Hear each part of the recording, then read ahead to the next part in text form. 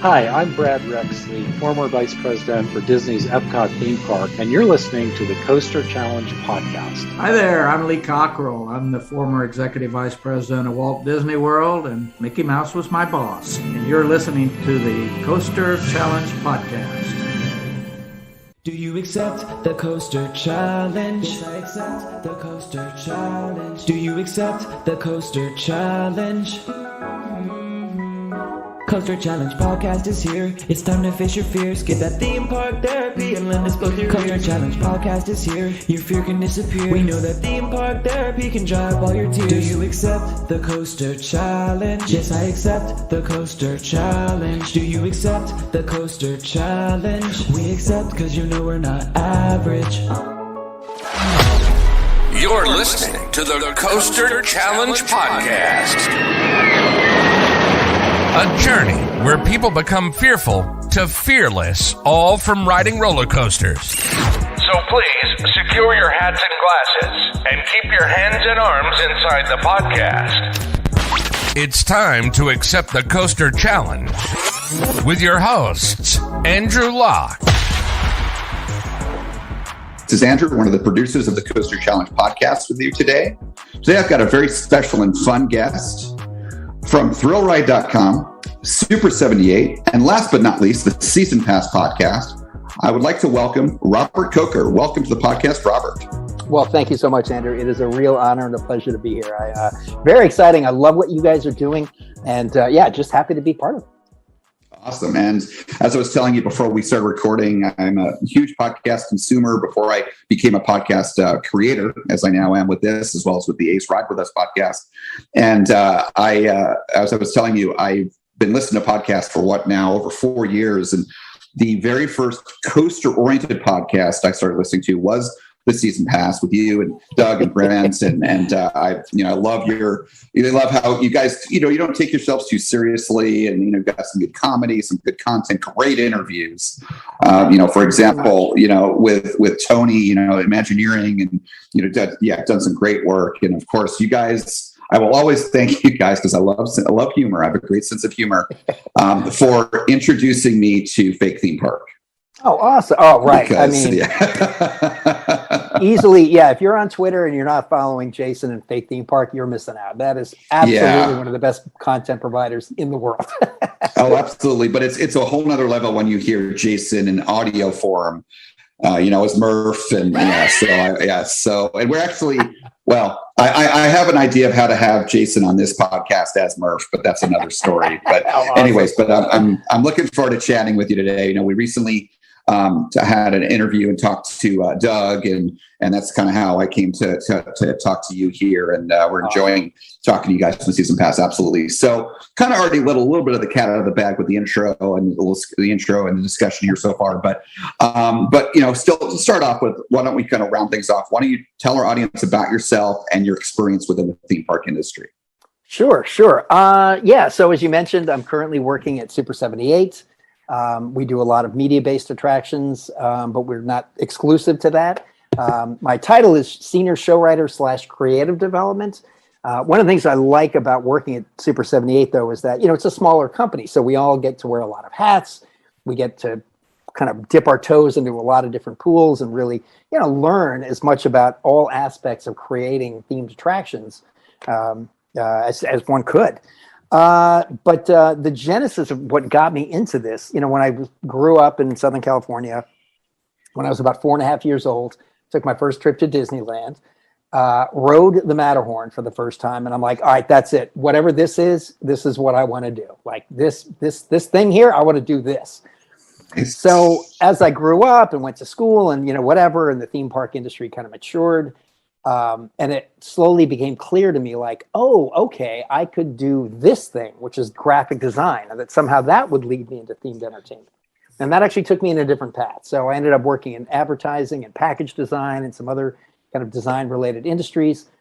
And at an ad agency I worked at in New York, this is the mid 90s, one of my coworkers was very involved in this new thing called the World Wide Web.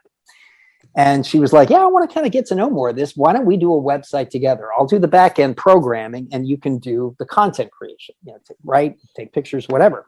So I said, well, I know, why don't we just do one on roller coasters? So we put together a little site called Roller Coaster, and, it made one of the top 10 of the World Wide Web books or something. Now, granted, this was back when there were about 10,000 websites. So it was a What very... year was this? 1996, I think, 95. You were early on, Yeah.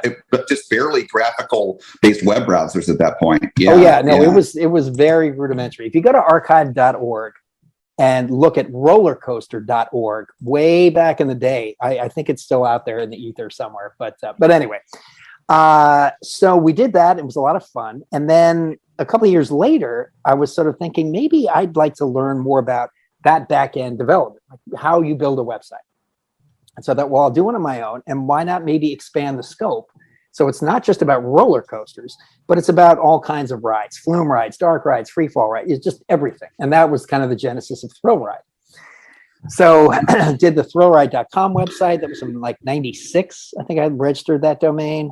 Wow. And by 2000, it'd become fairly well known. And, that was becoming a pretty close to a part-time hobby. I mean, I was traveling a lot and spending a lot of time on it. And then, of course, there was the big .com bubble.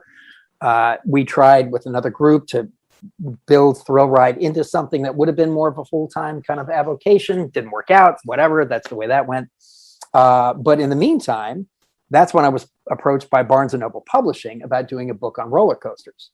And initially they asked me if I wanted to edit one. And I said, well, I've kind of got it written already. So if you want to just, I can write it, and we're done. So that led to the publication of the Roller Coasters book. And then when I moved back out to California in 2006, I got an email from somebody I'd never met before named Doug Barnes. He says, hey, I don't know if you remember me. I'm up in Northern California. I used to send you rumors about Northern California. It's a thrill ride, blah, blah. I'm like, oh my gosh, yeah, Doug B, I know you. And he tells me, yeah, I've started this podcast, and me and my partner, Brent Young, he owns a little theme park design studio. We talk about themed entertainment. Would you like to be a guest? And of course, I'm like, sure, incredible honor. Well, that was the beginning of, a friendship, which, Doug is my brother from another mother. I just love that man to death. And we've become as good friends as friends can be. So I met Brent through Doug. And, again, we clicked right away. The three of us just have a nice kind of rhythm together. Nice. So we did some more interviews, and, a couple of years into it, Doug called me one day and he said, you know what, you were on more episodes last year than Brent was, so you're officially a co-host. I'm like, oh, okay, yeah, that's good. So, and then, and somewhere in that period too, like Brent called me one night. He's like, so what do you want to do? And I said, I don't know. I'd sure love to work for you someday, but I'd love to get back in. My dream was always to get into themed entertainment. The life path took me in another direction, but if there's still a chance, what the heck? So he sent me a couple little freelance jobs, and we worked together pretty well and had a good time. And then by summer of 2013, he called me up and said, "Look, we're bidding on a big project. I can't hire you full time, but I think I'll have enough work that if your boss would give you a sabbatical, I could use you for a month or two. So do you think he would be willing to do that?" Well, in the back of my head, I'm thinking, I will quit either way. I'm going to take this chance, but nice. Somehow we'll make it work. Anyway, long story short, the delays kept coming and whatever. And so by October, he called me up. He said, "Look, just quit. We'll find a way to make it work. Just come on down." I'm like, yes. So, and yeah, just this past October, 8 years and counting, celebrated my anniversary there. So, and so Super 78, you mean? Yeah, sorry. Yes. Yes, nice. Congratulations. So 8 years, basically. 8 years, right? Yeah. So nice. I think it's the longest I've ever worked in one job, actually. It's just something I realized. Well, when you're having fun, that's the job that you tend to stay at, right? Exactly. Yeah, when you're passionate. Exactly. So yeah, nice. Exactly. Yeah. Nice. So it's just, and it's been incredible. The experiences I've had and places I've gotten to go, and it was things I wouldn't have dared to dream I was going to get to do. So it's been really, really great. But anyway, that's awesome. Brings us to today. So that's awesome. Yeah, that's great. No, thanks for giving that overview. And yeah, on the season pass side, which is how I'm most familiar with you and Doug and so forth. You guys were, along with Coaster Radio and In the Loop, kind of like the original three theme park or, really more coaster focused podcasts. And of course, now there's others, and, there's us, and, there's all sorts of others out there, and a lot of Disney podcasts, of course, Mice Chat. But, Season Pass certainly was one of the first. And if not, I think Coaster Radio might have started earlier, but it's pretty close. So, but you guys are certainly one of the pioneers for sure. So, and we'll certainly be talking, certainly maybe a little bit more about your experience as a podcaster. I know you've met some really interesting people, gone to some interesting places, and we'll probably talk about some of those stories later. But and also certainly talk more about Super 78, because there's one thing in particular that I'm really looking forward to talking to you about. And when we talk about that later, something that I'm kind of passionate about. But before we get there, we're going to have some fun. And this is kind of how we typically do our interviews. We don't always interview people that work in the industry like yourself or cover the industry. But in general, with folks like yourself, we'll have a kind of a two parts to the interview. The first half of it is just, taking a break, not talking about what you do for work, even though that's fun, or the coverage that you do of the theme parks and coasters.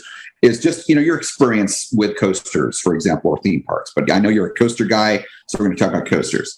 And then the second half of the interview, we'll get into some questions that are more specific about, again, the experience you just alluded to and whatnot, either covering the industry or working in it. But Sure. But let's start off with, we're going to start with the basics. We hop in in the theme park time machine, if you will. And I think you might have already alluded to this, but we'll still get a little more detail here. Was Matterhorn your first coaster? Well, it's funny. Actually, as in terms of all types of roller coasters, no. The very first roller coaster I rode was the little kiddie coaster at the Beverly Kiddieland, which used to be here in Southern California. If you know where the Beverly Center is on Wilshire. Oh, yeah, I've been there. Whatever. Right. So before that building was built, there was a little Kiddieland park.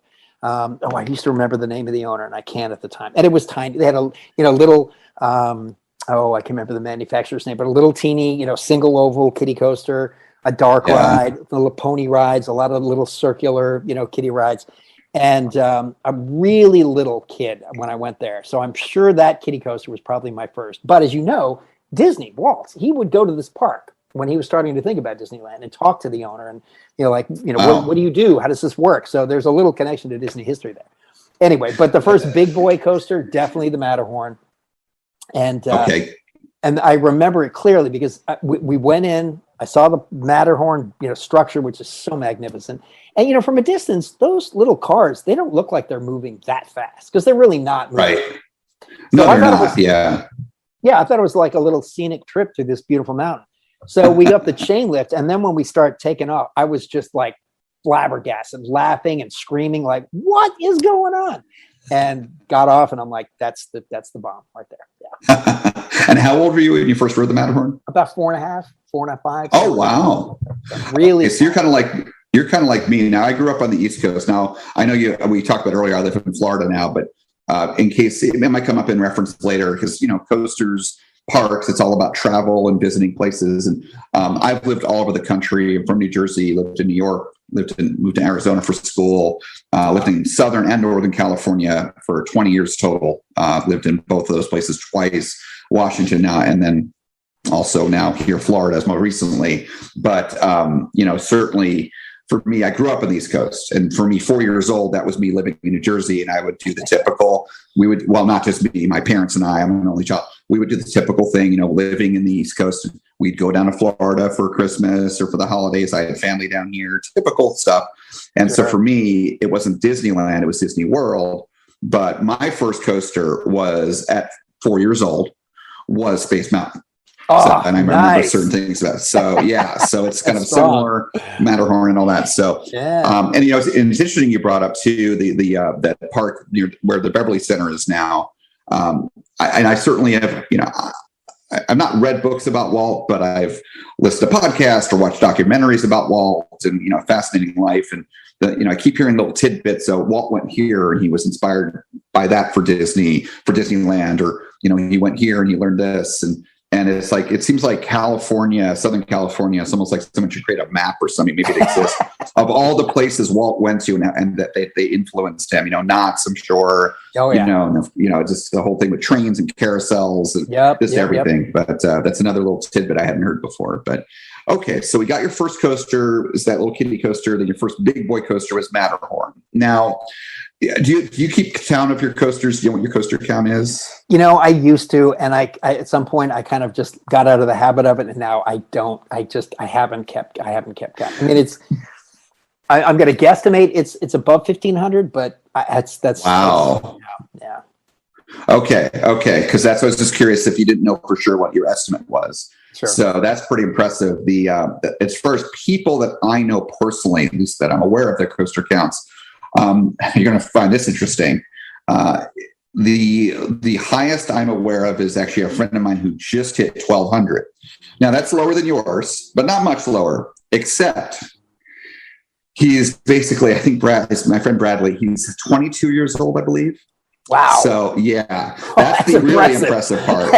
Yeah. And he is on a mission. He is very driven. He's really good at planning travel, very mature for his age, and booking hotels and cheap airfare and being really, so he's able to figure it all out. He just got back with several other friends of mine not just got back a few months ago. They were over the summer. They went all over Europe for like 5 or 6 weeks. Oh, jealous. And same, because there's a bunch of parks they went to that I've not been, a few that I have. But any case, so 1,500. Wow. Okay, that's a lot of coasters. I'm impressed. Well, you know what? Honestly, yeah. Wait, now that we're talking about it, and you're telling me about this younger fella, 1,500 may be very high. I don't know. I mean, it's definitely in 4 figures, but again, okay. I just stopped a while ago. So.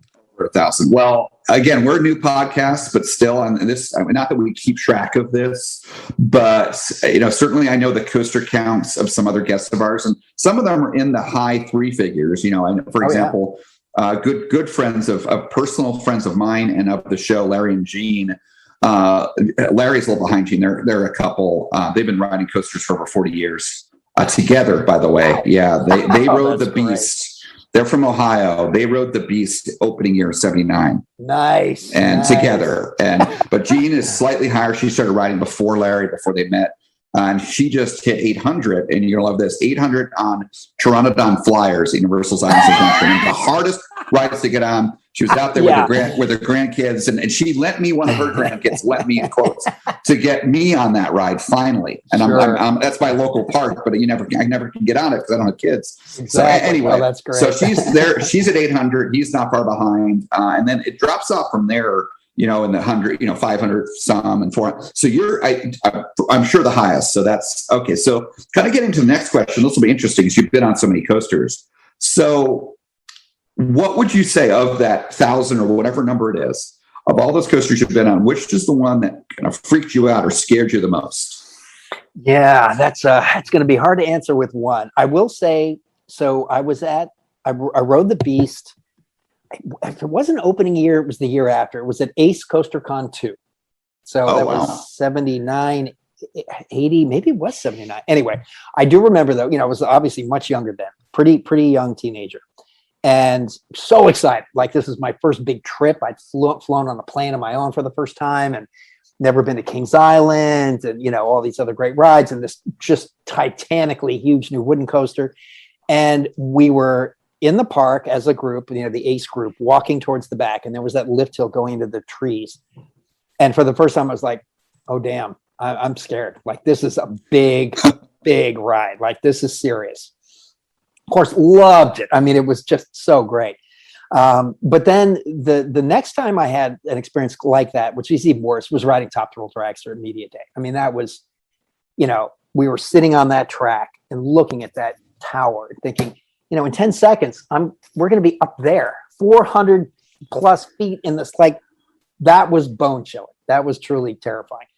To this day, though, I got to say, the one ride that I've been on multiple times, and every time I still get nervous, is Accelerator at Knott's. Really? Yeah. And I don't know if Doug said this too, because we both agree, like, the launch isn't, obviously, you're not traveling at the highest speed that you do in Top Thrill or, any of the other, big rocket coasters.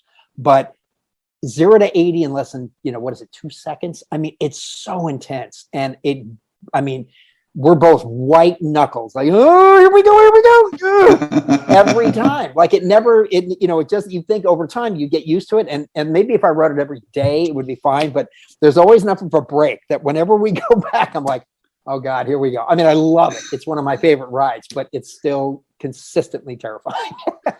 Interesting. And, unfortunately, I wish I could relate directly, believe it or not, because, I used to live in Southern California.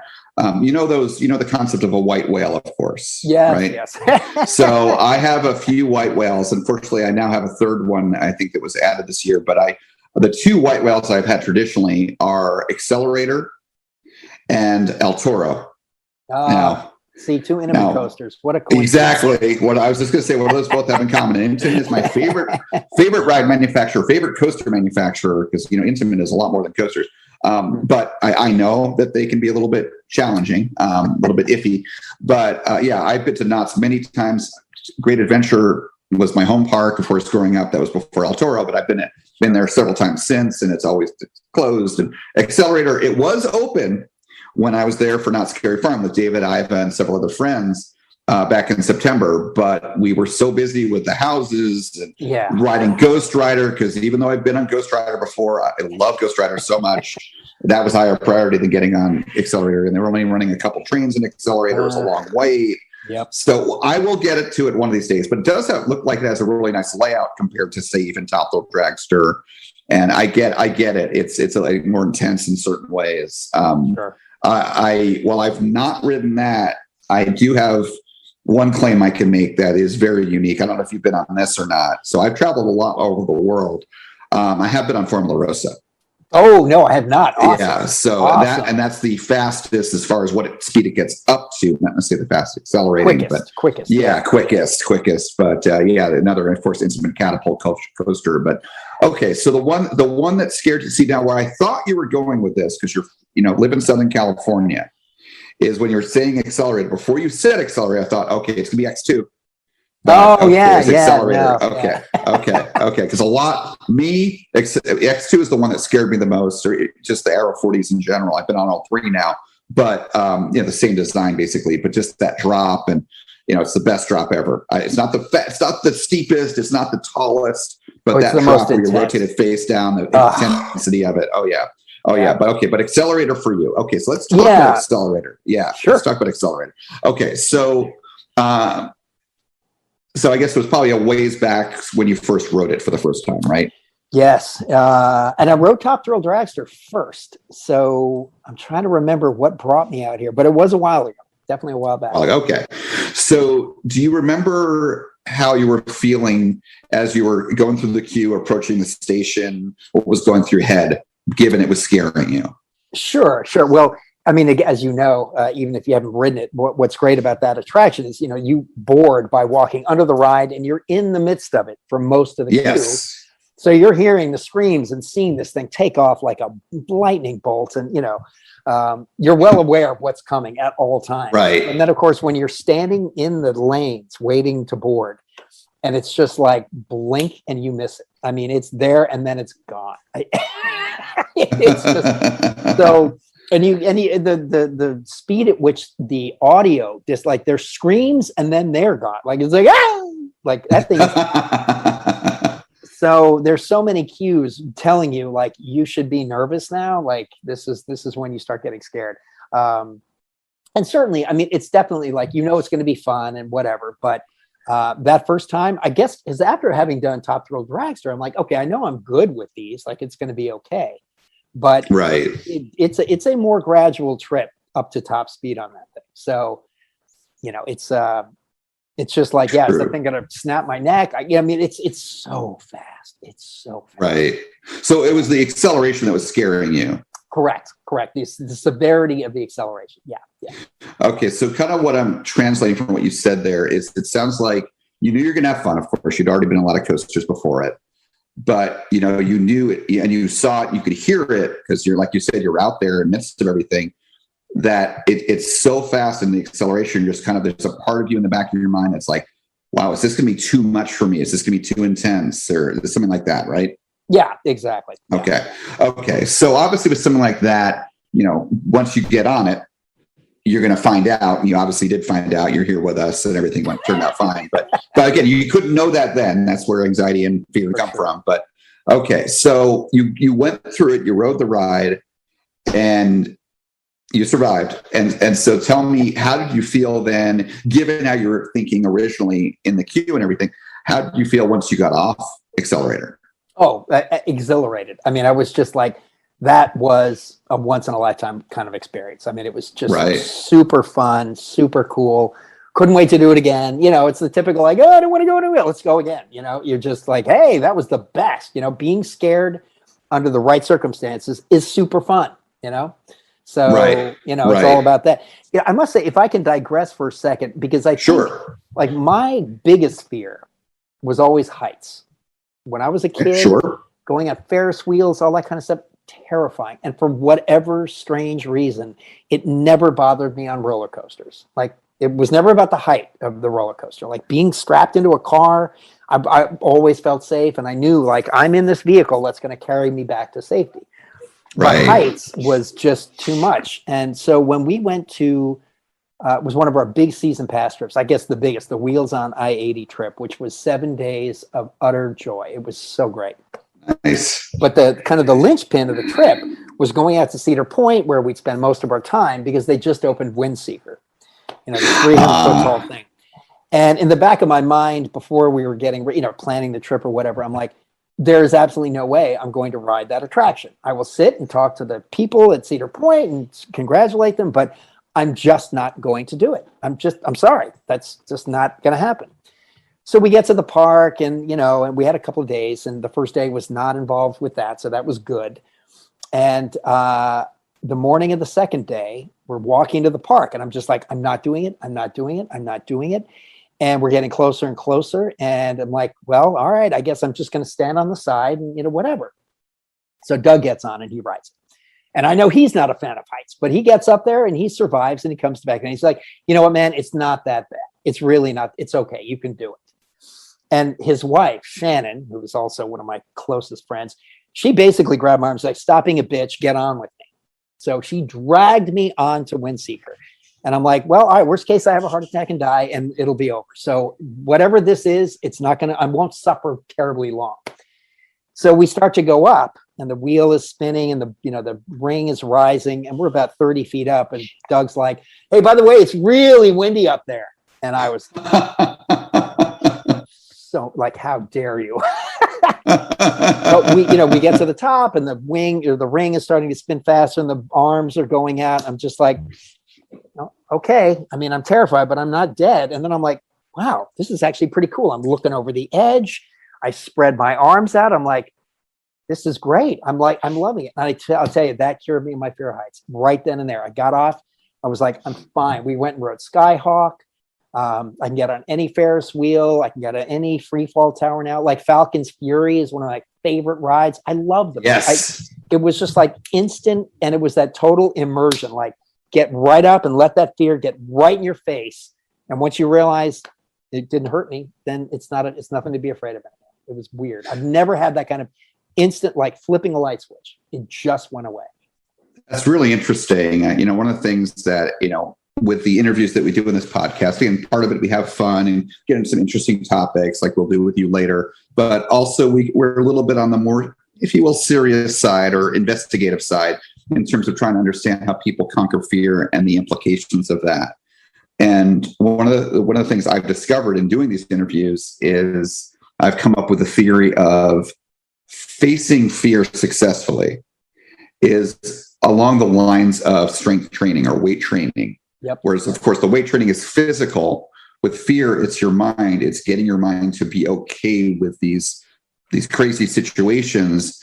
And my theory is that as you go through more and more of them and face bigger and bigger things, or just more and more, situations like these, fast roller coasters, heights, turns, inversions, whatever it may be, and not just with roller coasters. It's talked about, a swing ride, Windseeker.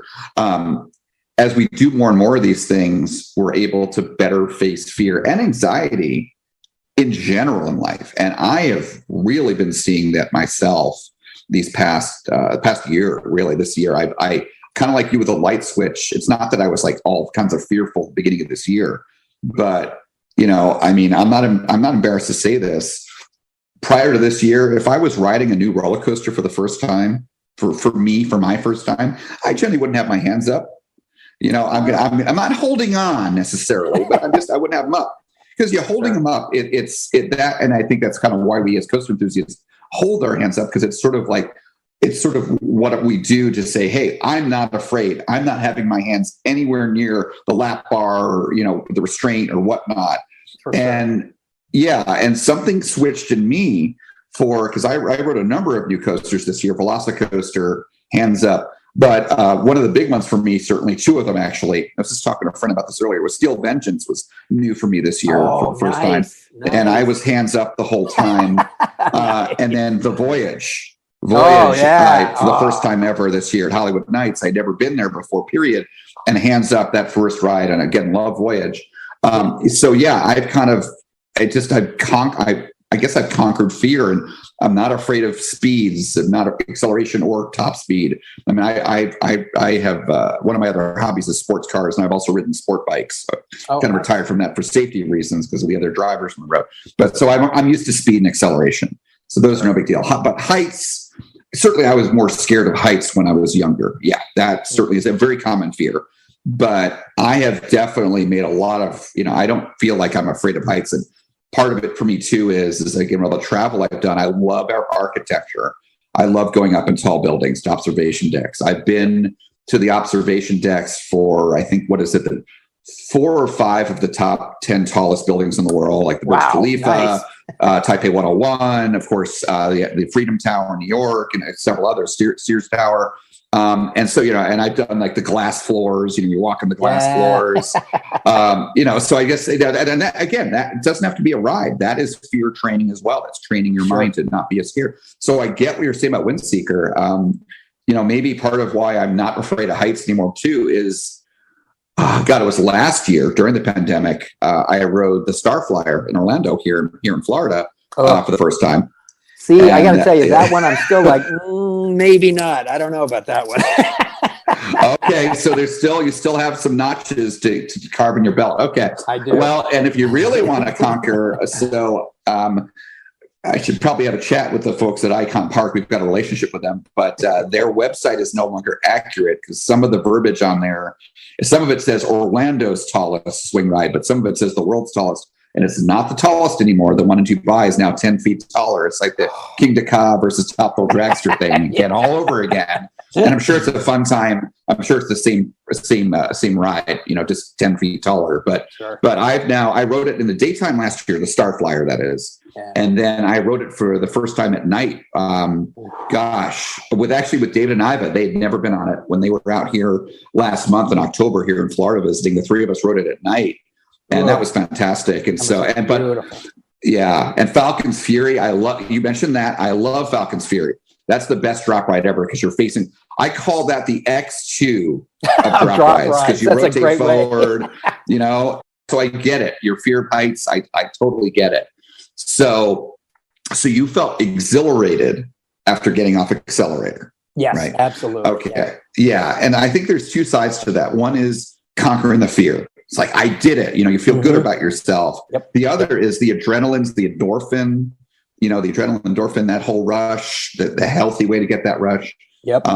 What coaster enthusiasts, we are really lucky because we get these chemicals in a very healthy, natural way, where so many people doing drugs and whatnot to get to that, which is very dangerous. So we are lucky that we could experience these things and enjoy ourselves. And again, do things in a healthy way. And that's, I think, one of the thing that's the key to being a thrill seeker / coaster enthusiast and whatnot. So, Yep. So, okay. So you felt great getting off accelerator. I would expect no less. so how many years ago would you say that was? Oh gosh. 10 years ago. It was, dang it. I try to remember whether I was still living back east or here in California. I think I was I think I'd moved. So it was since 2006. So gosh, now I can't even remember, when did Accelerator open? What year was it? Was it Early 2000s, I think. I don't remember when, but Yeah. Because the Millennium Force was 99. yeah. Anyway, but it was definitely it was a few years after it opened for sure. Okay, so 10, 15 or so. Okay. Somewhere in there. Yeah. So you've had some time since then. So given that you definitely clearly see that one as the one where you had the most fear, up to this point at least, and you conquered it. So can you think of anything where things changed for you as far as how it impacted your life in any way by conquering that fear? Absolutely. Yeah. I mean, yeah, it's, I think as you were saying earlier, it's when you conquer fears, not only are you getting over that one fear, but you're learning, maybe I don't need to be so anxious about everything else I'm anxious about. It's like maybe whatever irrational anxiety I'm bringing to this thing, maybe I'm bringing other things. So I shouldn't necessarily. So it's, again, what you were saying too about as you weight training, you lift a weight, you get pretty comfortable with 10 pounds, you go to 15, and then you do 15, you go to 20. So you sort of gradually work your way through some of these other anxieties. And the more you do, the more you can overcome, going down the road.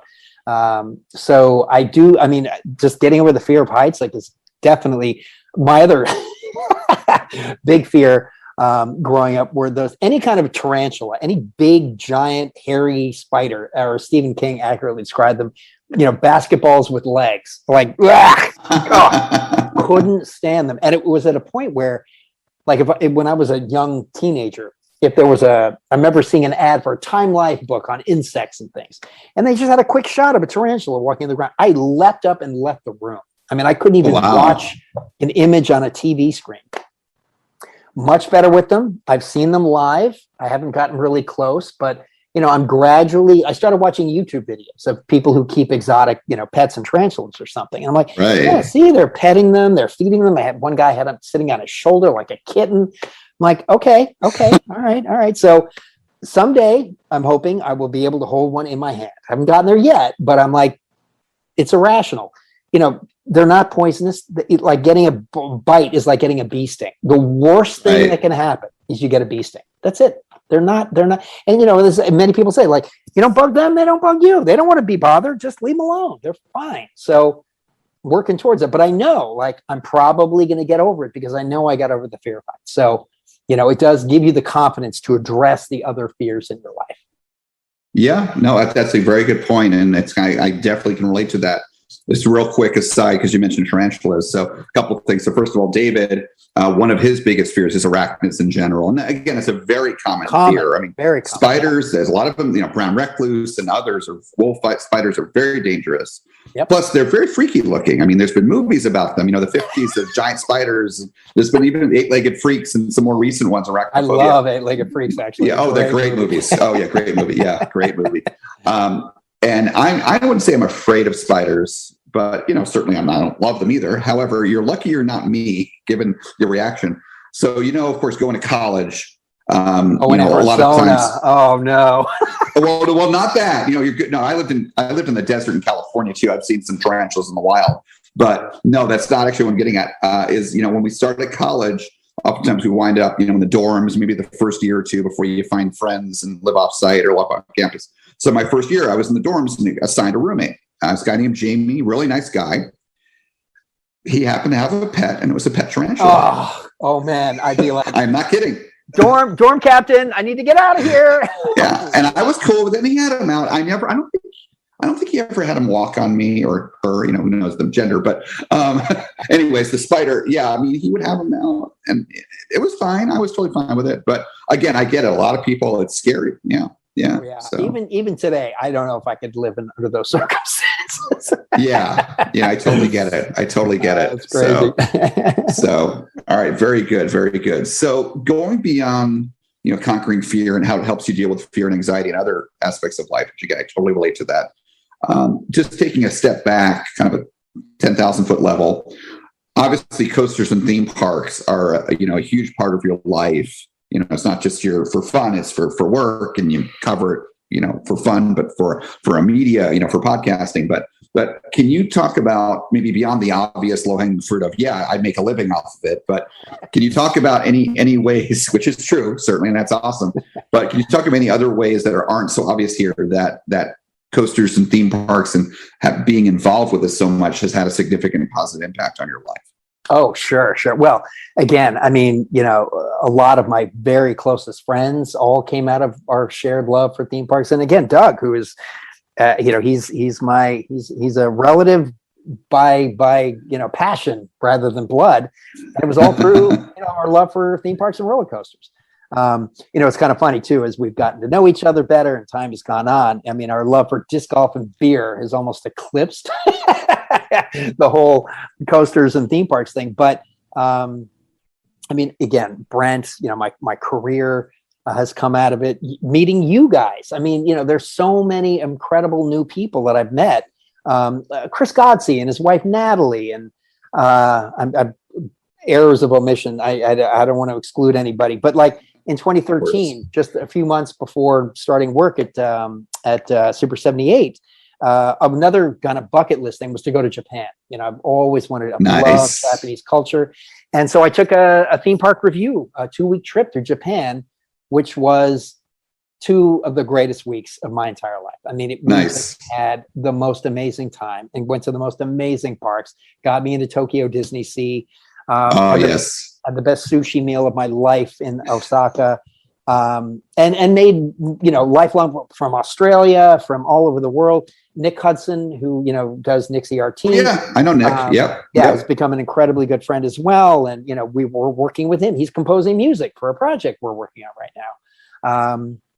And he came out here for a week, and we spent a whole week going to theme parks out here. And then I went over to stay with him and his family in London after, the Forbidden Caves opened in Belgium. So, and we went to a bunch of parks around there. I mean, like all these amazing people that I've met, like that all came out of that love for parks and coasters. And that's really what it's about, right? It's about friends. It's about people in our lives.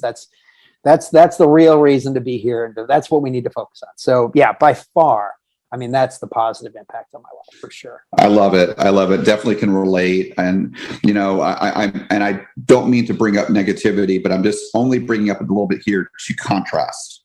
So I'm going to start with that and relate back to what you said. So, there's obviously if social media is like any hobby, this hobby is on I'm going with this problem is on social media, whether it be Twitter or Instagram or Facebook. There's, you meet friends on there, there's groups there, there's Diz Twitter, all these different things.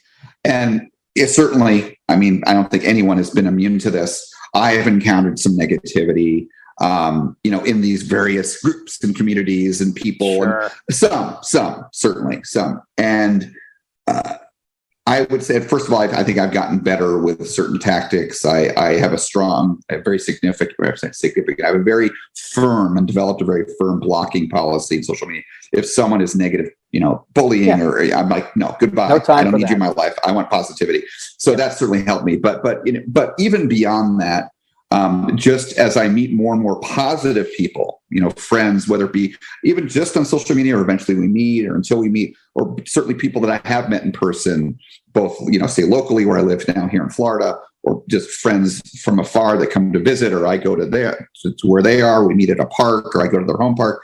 I have made so many amazing friends, like you were saying, in this hobby, in both the theme park coaster realm, because there's a big union between those. Yep. But sometimes those are different groups of people. Absolutely. I'm not just a coaster person. I'm a theme park person. I like dark rides. I love water rides. I love shows. I love the food, the immersion. I love it all. Yeah. And so again, I cross both the boundary there. But I've met amazing people. And Doug, I have not met in person, but Doug and I have been chatting for years. One of the nicest guys I've met that is, absolutely, covering the industry. And that's how we wound up on the show, because I reached out to him very early on when we started the podcast as someone to interview. And we had a great conversation with him as we're having with you today. And thankful for that. But yeah, great people. And when I went to Hollywood Nights this year for the first time at Holiday World, I got on Voyage and Legend and Raven. Did not get on Thunderbird because it was closed. That's all right. Next year, it's a reason to go back. You got a reason to go back. The reason to go back. And the water park was fantastic. Some of the best water coasters I've ever seen in my life. All that. I did all that and, went on Voyage many times. But I actually, with all that said, across the 2 nights and days that I was there, I spent more time just socializing. It wasn't like rushing around. We weren't even in line. We would just be hanging around some corner at the picnic pavilion, during the snacks or meals, just seeing friends I have not seen in a long time or never met in person. And I love the social aspect of things. And the social aspect of this hobby is, at least it can be, and certainly is for me, huge. 100%. Huge. Yeah. You go out for meals and you're, just hanging out, or you're stuck in line sometimes for 3 hours, That's or part of the ride experience. breaks down. Sure. It's part of the experience. So you're going to be talking and, just relating to each other. But the other thing you mentioned, and this is a common theme we've seen on the show and the podcast here, and which I love, because it's another passion of mine, along with, like I mentioned, sports cars earlier. And of course, coasters and theme parks is another one for me. Another one is travel. And yes, there is union there as well. Of course, it's hard to be a coaster enthusiast or theme park enthusiast and not be willing to travel. It'd be kind of limiting. And I've been all over the world. I've been very fortunate in that regard, because a lot of it's been business travel related. And I'm, for example, I'm go to Japan to teach a class for a previous company. And while I'm here, I'm going to Disney Sea. I'm going to Tokyo. So I did it. Oh my God, Disney Sea is amazing. Beautiful. The most beautiful Disney park in the world by far. I got to say, most beautiful park, period. Well, I'll take a step back. Efteling is the most beautiful, naturally landscape park. But in terms of let's throw money at theming, nobody touches Disney Sea. Yeah, no, I agree. Efteling is amazing. The landscaping, the horticulture they do there, and all the dark rides, the theming, Efteling is amazing. I've been there a couple of times. Oh yeah, at Disney Sea. Just for me, the clincher for Disney Sea, and you see it in a lot of pictures, is where Journey to Center of the Earth is. That the volcano, and that's also where they kind of the Jules Verne area basically. Mount Prometheus. Beautiful, beautiful. I need the detail there, but I've been lucky to do all the travel, and I've got big plans to travel next year. And there's so many places to go that as many places I've been to, there's so many more I've not, and that's exciting. So this hobby is great. We conquer fear with it. We're able to deal with anxiety better with it. We're, getting the endorphins, the adrenaline because of it in a healthy way, which feels great, helps you deal with stress and so forth.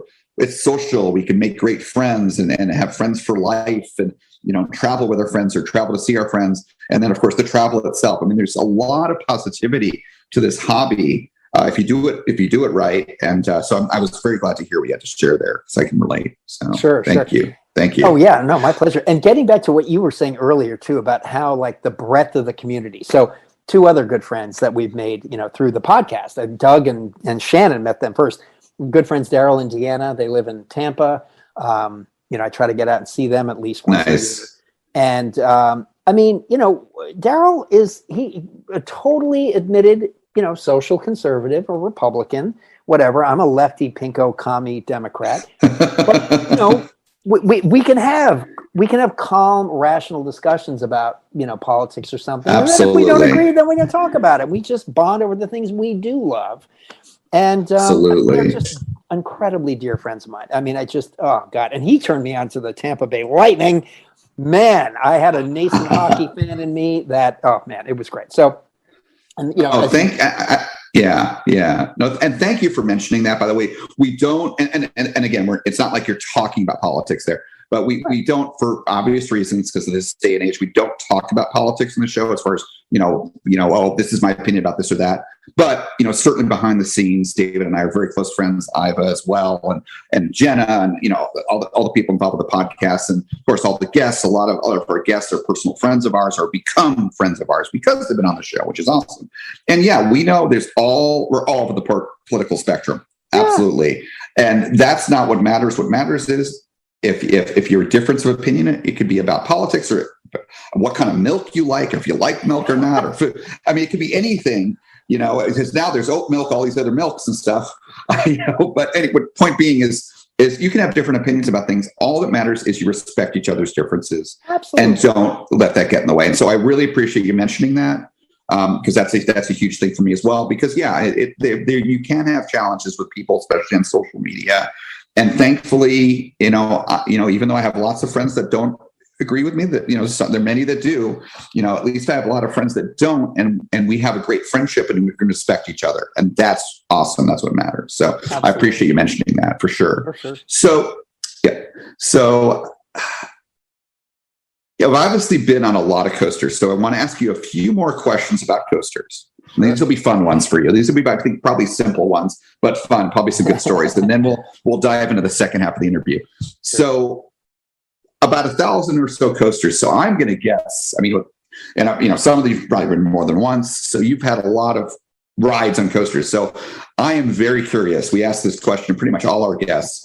What has been your craziest moment on a coaster? Craziest moment. Yeah. Well, the one that comes to mind first, and it isn't so much about the ride specifically itself, but the moment I can't, it's just like, it's never going to happen again. So I got to ride the Coney Island Cyclone with Monica Lewinsky. And that was a very surreal and very pleasant, wonderful experience. And obviously something I'll just, again, never replicate. Real quick. So, again, when Thrill Ride was, becoming fairly well recognized or whatever, this is late 90s. It was 99 because Millennium Force was opening. Right. So I got a random phone call one day at home in Brooklyn, pick up my phone, and it's clearly a long distance call. You can hear that international hiss. And a very nice woman who was with British Channel 4 TV introduces herself and said, yeah, we're producing this little mini series called Postcards from America. These kind of little short, 8-minute segments that are going to run in between other programs. And, we've done all kinds of things on like, interesting food and, fashion and whatever.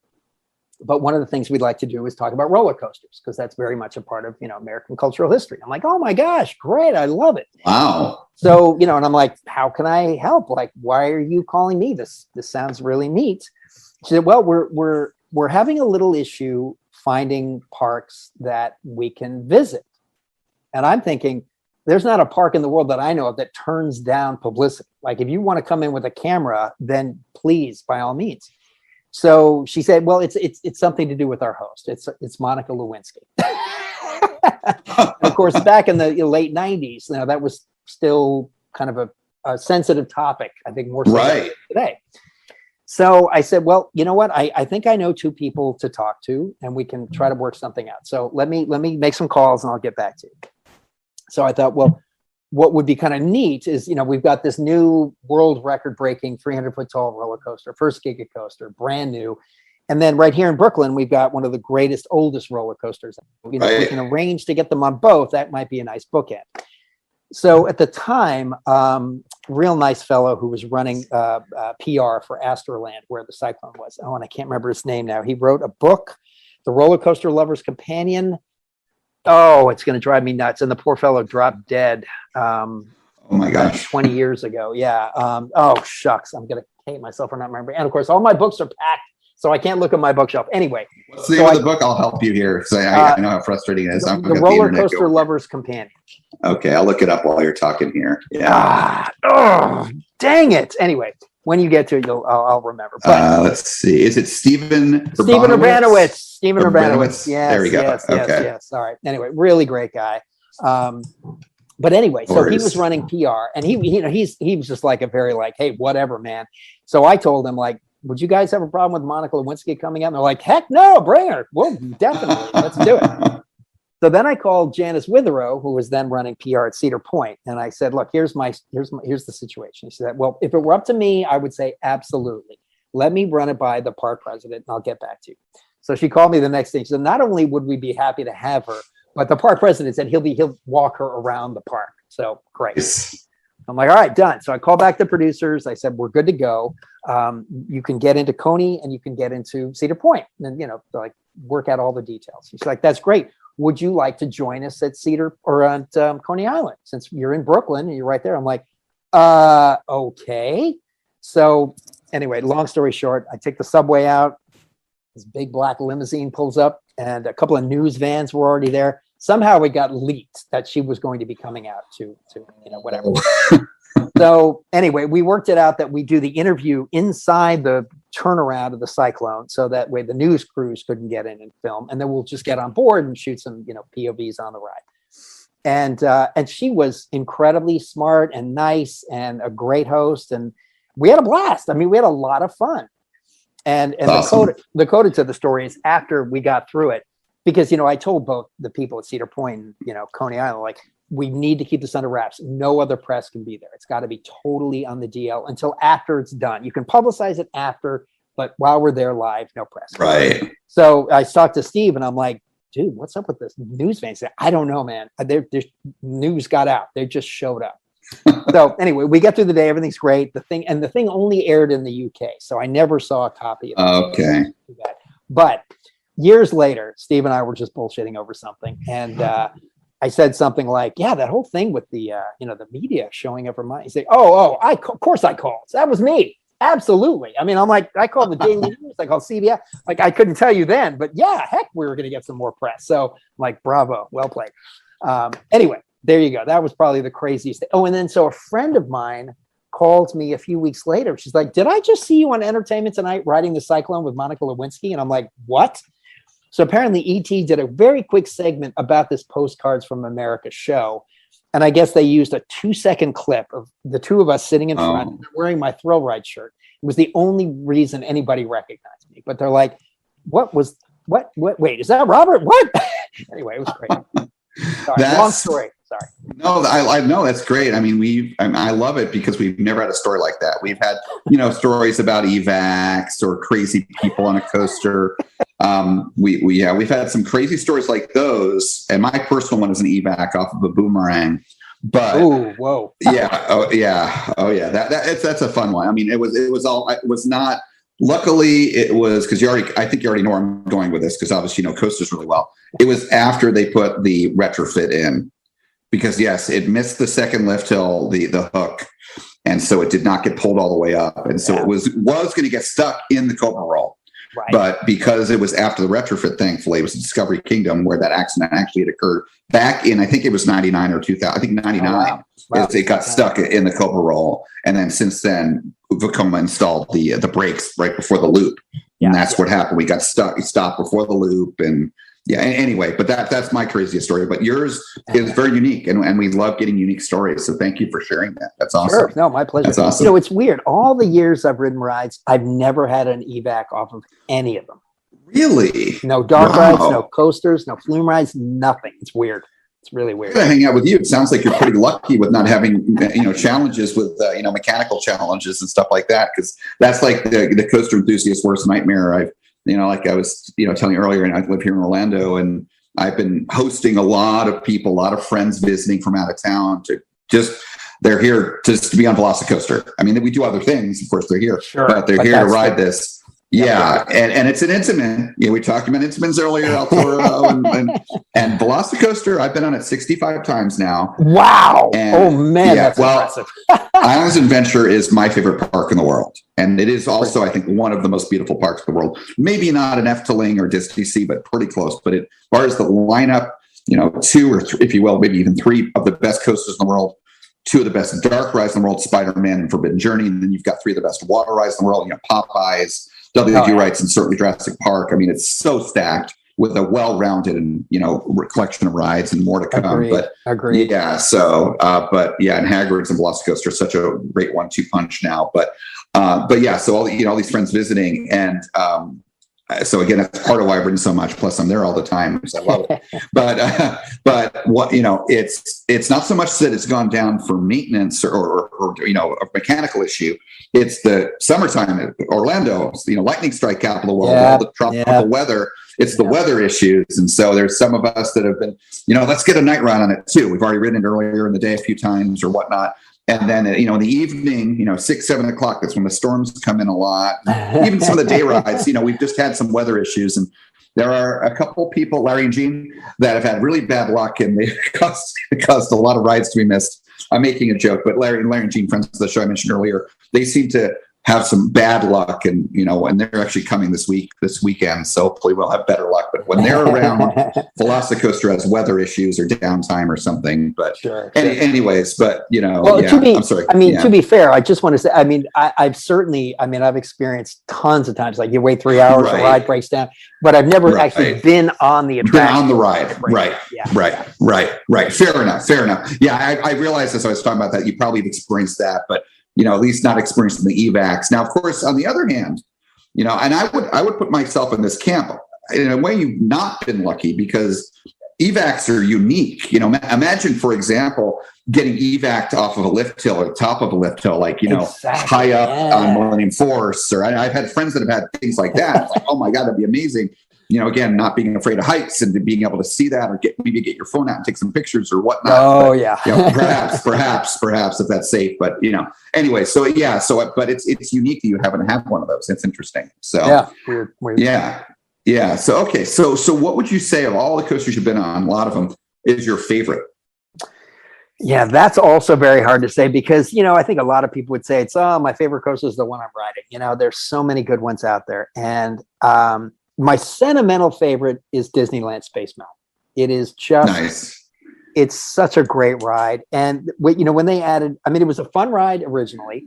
The Dick Dale Surf Rock soundtrack is phenomenal. I love it. Yes. But the Michael Giacchino or however his name is pronounced, that score, it's just magnificent. It's so great. And I'm, as you know, on one of our recent Tony Baxter interviews with Season Pass, when Tom Morris was a guest, or he was with us there. Yes. And we were just having this like casual conversation. He just brings up, oh yeah. So when I figured out how to put music on Space Mountain, I was like, whoa, slow down, back up. Yes. You did that? You came up? I was like, we're not worthy. I'm a huge advocate for music on rides in general, but music on roller coasters, especially when it can be done. It just like adding that emotional context to all the movement in the ride and, being indoors with the stars going by. And when he explained too, how they had to build in these moments in the musical score where they could shorten or lengthen it. Yes. Because the weight of the train is going to have some variability and a ride can be 20 seconds shorter or longer, depending.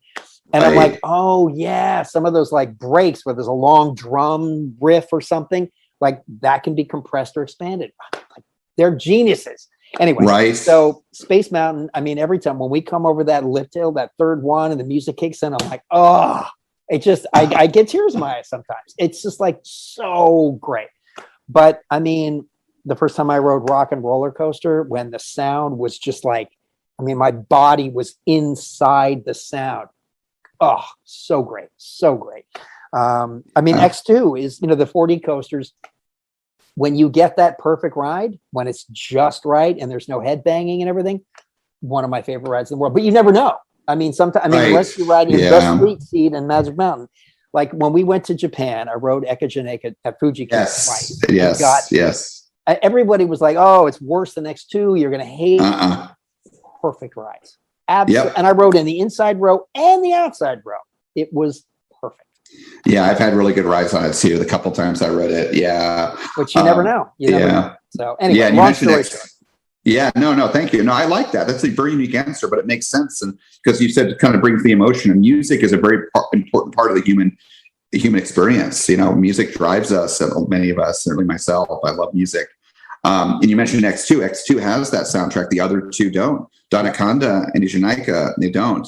So now, I remember listening to that episode. You're talking about the interview with Tony and Tom, and hearing about that, I was having a whoa moment because I'm an engineer. I love knowing how things work. Yeah, nice. Oh yeah, it's not why I love coasters or theme park rides, but it gives me an extra kind of interest and enjoyment. I'll give you an example. First time I ever rode Forbidden Journey, which was the one in Hollywood, because I was living in California. At the time I had not been in Orlando in a number of years. And the first time I rode it, I was so overwhelmed, like in a good way, because I didn't know what to expect. I hadn't watched POVs.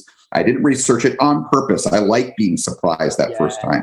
There's no ride like that first ride you get on a coaster on a ride like that. And so the first time I rode, and then rode it again. And the next time I rode it, I got one of the end seats, and I'm looking to the left and right. I'm like, oh, there's and I started researching RoboCoaster and one thing led to another, and so I love seeing how things work. But yeah, hearing about how they have the different versions where they can shorten it or lengthen it, absolutely brilliant, because it makes sense, because the weight is going to be variable for the trains, different people. And, also the track can be warmed up, later in the day where greasing the wheels is cool in the morning. Friction and all that. So there's all these variables. So that's brilliant. So do you know, and I don't know how to pronounce his name either. And I feel embarrassed about this because I'm a huge soundtrack fan. And I know Michael Giacchino, or how do you pronounce his name? He did a great Jurassic World series because John Williams got retired from that. And he did a great job with that. But do you know when was his soundtrack implemented in Space Mountain? Ooh, that's a good question. I want to say the Dick Dale score was in the mid 90s. And then when they did the big rebuilds in the early 2000s, and they retracked 2005 to 50th at Disneyland. Yeah, that sounds about right. Maybe does that bring a bell? Okay. Yeah, that makes sense because they totally replaced the Arrow track. I think actually Vekoma did the replacement, as I recall. Exactly. And they did a great job with it. And then, the soundtrack was updated. Yeah, I think you're right, 2005. And are you a Star Wars fan? Do you like when they do? Yeah, I love when they do that overlay. Hyperspace Mountain, Hyperspace Mountain. Because again, that John Williams score, like who doesn't love that? And there's X-Wings coming at you. It's fantastic.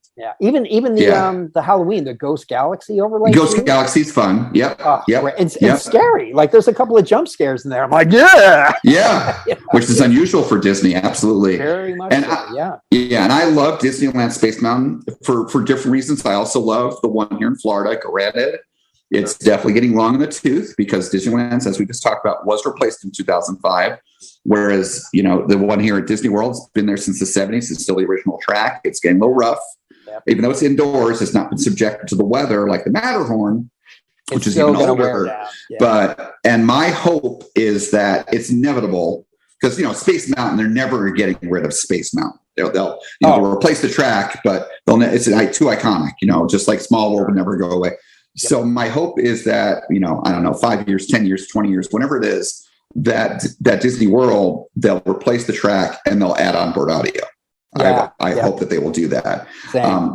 The one disappointment, the only disappointment I have with Velocicoaster is they don't have onboard audio on it.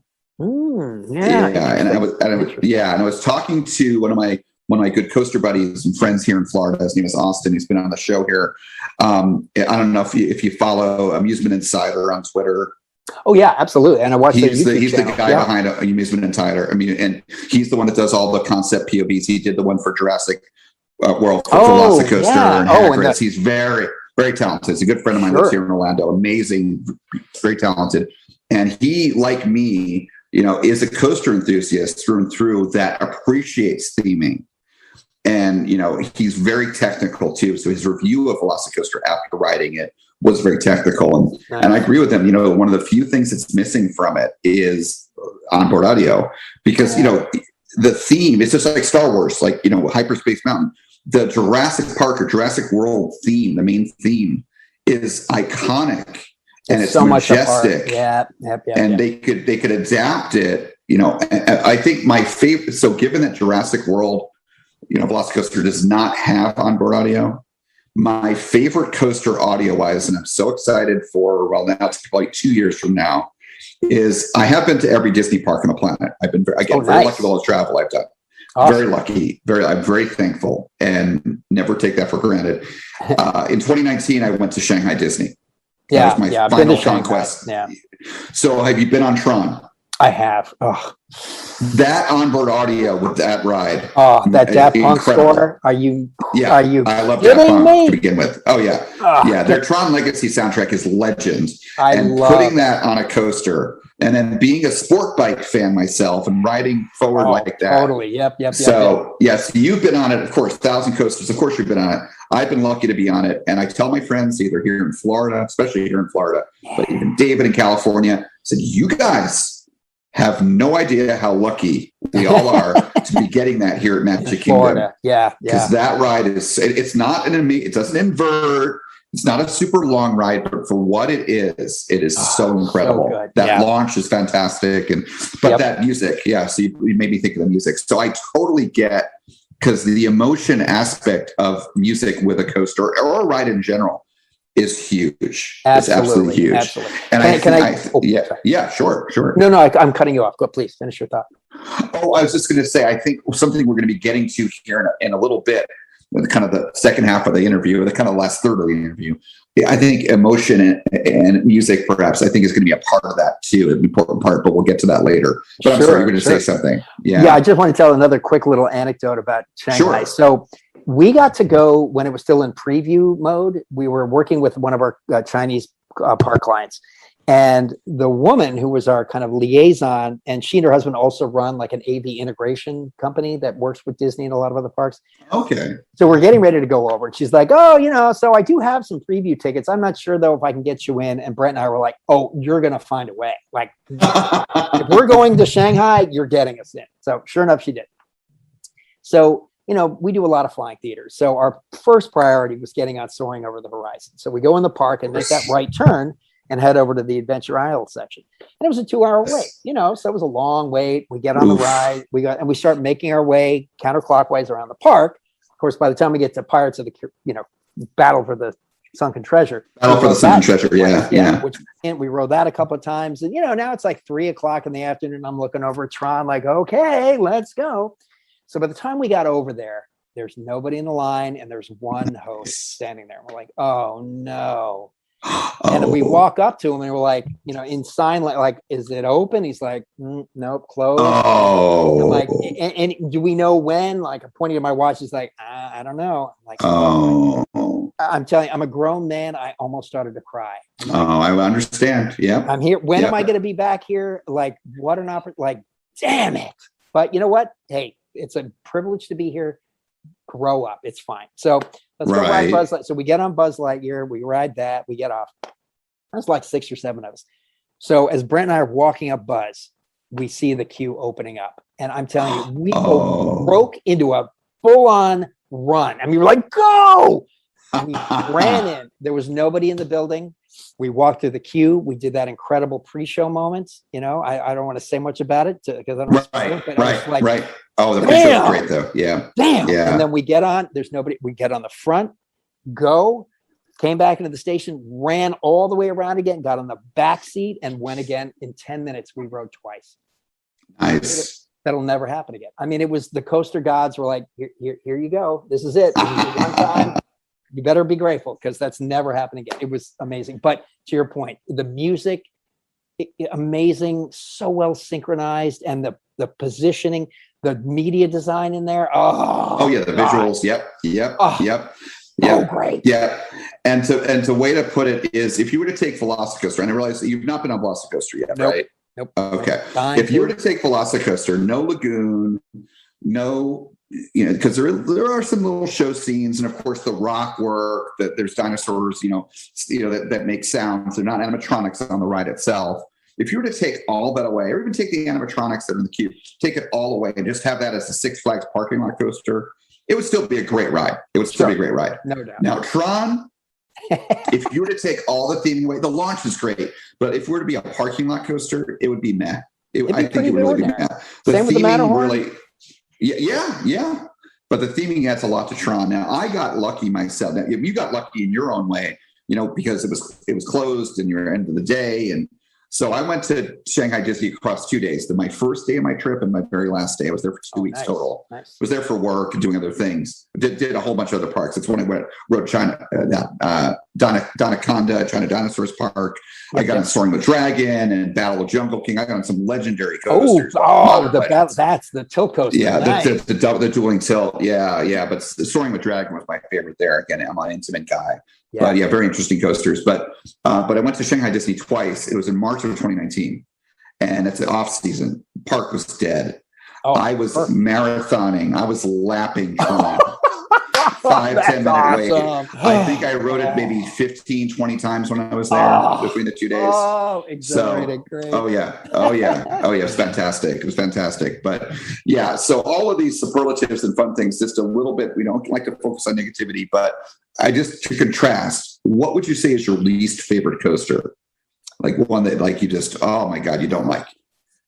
Yeah. It seems so unfair because everybody dumps on it. But the first ride that always comes to mind is Grizzly, Great America up in Northern California. Yeah. It's just so, I rode Son of Beast when it had the loop, and I didn't hate it. The first time I rode Son of Beast, I thought it was pretty awesome. Same. I gotta be honest. Same. I liked it. I rode opening year. Yeah. It was intense, but it was super cool. Those big spirals and the loop was so smooth. I'm like, this is great.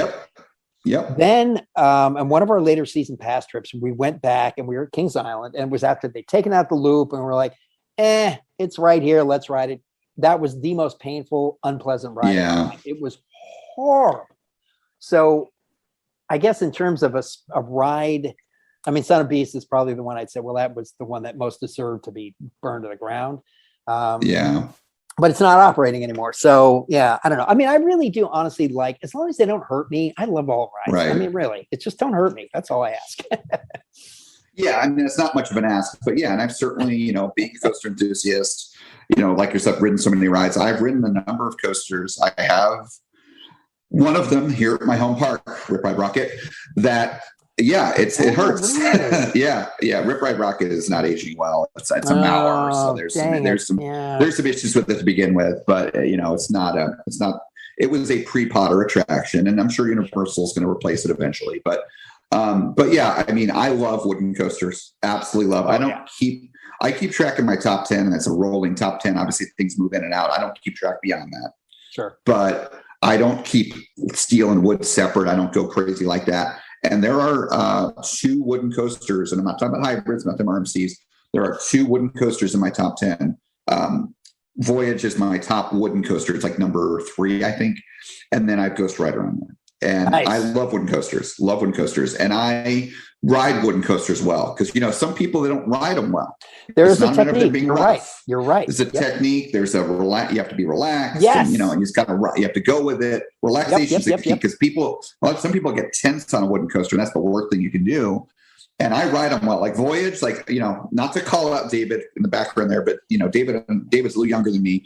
David did not last as long as I did on Voyage. I could have kept going on Voyage. He was done after the first couple rides, because it was new to him this year as well. But, nice. But yeah, Voyage is one of the most intense wooden coasters out there. That's why I've got to get on El Toro. Hopefully next year, I'm going to go back to Great Adventure. It better be open, or otherwise I'm anyway. You're going to ride a harshly worded letter. Yeah, right. Not really, but yeah, right. But yeah, wooden coasters, I love them, and I ride some of the most intense ones and love them, and I'll ride them over and over again. But there's a fine line between a intense wooden coaster and a rough wooden coaster. Yep. And yeah, it can suck to be on a rough steel coaster, but a rough wooden coaster, it's the worst. That can be bad news. Yeah. And so you mentioned Grizzly, and yeah, California's Great America used to be my home park. I used to live in the Bay Area as well, as I mentioned earlier. And I actually just was there, and I did not ride Grizzly because of this, because I know how bad it is. And we all know what's supposed to happen there. That park is not a top tier Cedar Fair park. It's kind of a mid to lower tier. So the budget is limited, but we know, budget aside, that needs to be RMC'd, and will probably eventually get RMC'd, as long as it's still good enough at shape. Yep. For it to be RMC'd. It's just inevitable. Same thing with Hurler at Carowinds. That's probably going to happen first, because Carowinds is a top tier Cedar Fair park, unlike Great America. But yeah, so I totally get it. Son of Beast, that was before RMC, so that went away. And God, could you imagine what they could have done with that? Oh right, yeah. I thought about that. And actually, what I wonder, I think it might have been, I think RMC existed when Son of Beast was taken out, but it was very early on, and it was so it might have been just didn't line up well. But okay, but yeah, no, that's a good. Anyway, long story short, good answer on Grizzly and Son of Beast, especially later Son of Beast. So thank you. Bad wooden coasters, those can be really bad. So for the last few questions here, kind of the last third of the interview, and I've been looking for the whole interview, because just listening to Season Pass, you're one of the more animated podcasters out there. You're kind of positive energy and full of life. And so I was looking for, and again, it's been a great interview so far. Exactly what I expected. So yeah, absolutely. So, but these last few questions, though, last couple of questions, especially here in these next couple of questions, I should say, I'm looking forward to talking to you about here. So we're going to go on the theme park time machine again. So you were talking about getting those preview tickets. to Shanghai Disney and how amazing that is. Now, I have a story like that, nowhere near as amazing, but it relates to my next question, so I'm going to bring it up. So in March of 2001, that was the first time I was living in Southern California. And I lived there again from 2013 to 2018 and then moved to Florida. But the first time I was, in 2001, that was my first time living in San Diego. And a friend of mine there, another coaster enthusiast, he had invited me. Now, just to give you a quick background, I had not ever been to Disneyland at this point. Never. I'd been to Disney World, but not Disneyland. Sure. He got preview tickets because he himself was a annual pass holder for Disneyland. He got preview tickets for California Adventure. Oh, right.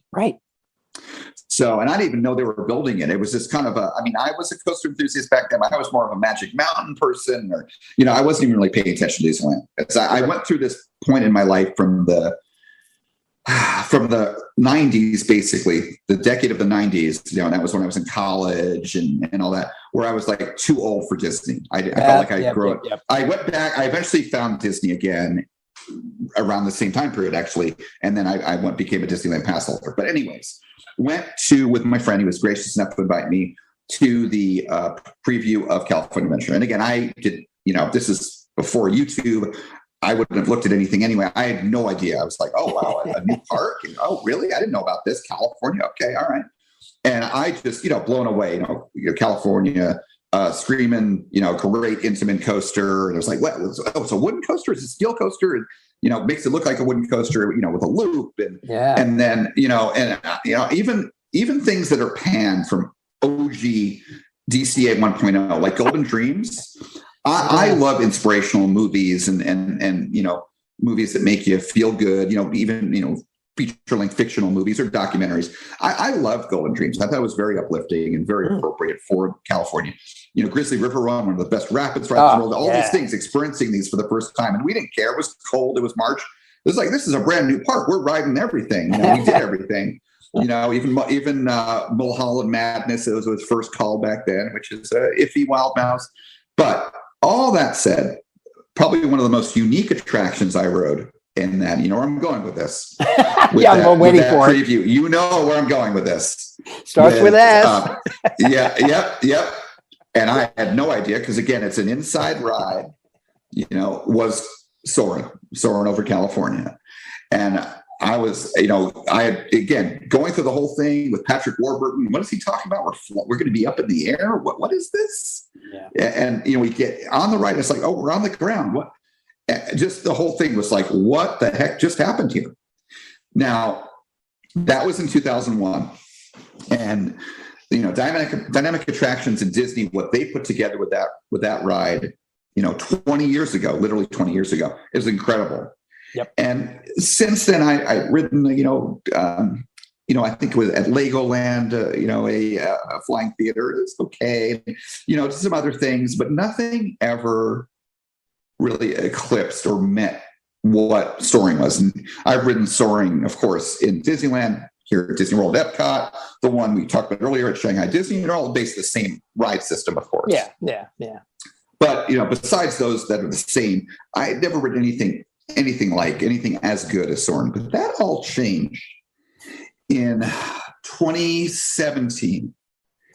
Because I used to travel a lot. I don't travel as much now for work, but many years, traveled a lot for work. And back then in 2017, the job I had was traveling all over the U.S. and would go up to Washington. Yeah. I used to live in Seattle, but this is long before what we're about to talk about was built. But I was up in Washington, and thanks to the Season Pass podcast, there was a whole episode dedicated to a new attraction that was built in Seattle. And when I heard you guys talk about it, and of course, there's a little bit of it's not just Season Pass. There's obviously much more closer to home, which we'll get to here for you and for Brent. But when I heard about this, I'm like, oh, really? Oh, I'm going to have to check. Oh, so anyway, so when I went up to Seattle the next time for work, I went down to the waterfront there and got on this attraction called Wings Over Washington. and I'm not saying this. I know, Robert, you're probably thinking, oh, well, really? He likes this better than soaring? And I walk in this theater, and again, it's much smaller capacity than Soarin'. Yep. And it's got, three rows, and they're all level with each other. And you sit down, and there's no overhead apparatus or anything. And then they lift up in the air, and the movement that you feel on that ride is incredible. And the ride film and how it's synchronized, it's beautiful. It seemed like also a pretty lengthy ride. I mean that in a good way. It seems like It's longer than Soarin'. I don't know what the ride length is. I haven't looked that up, but I, call me crazy, whatnot, but I was blown away by how good Wings Over Washington was.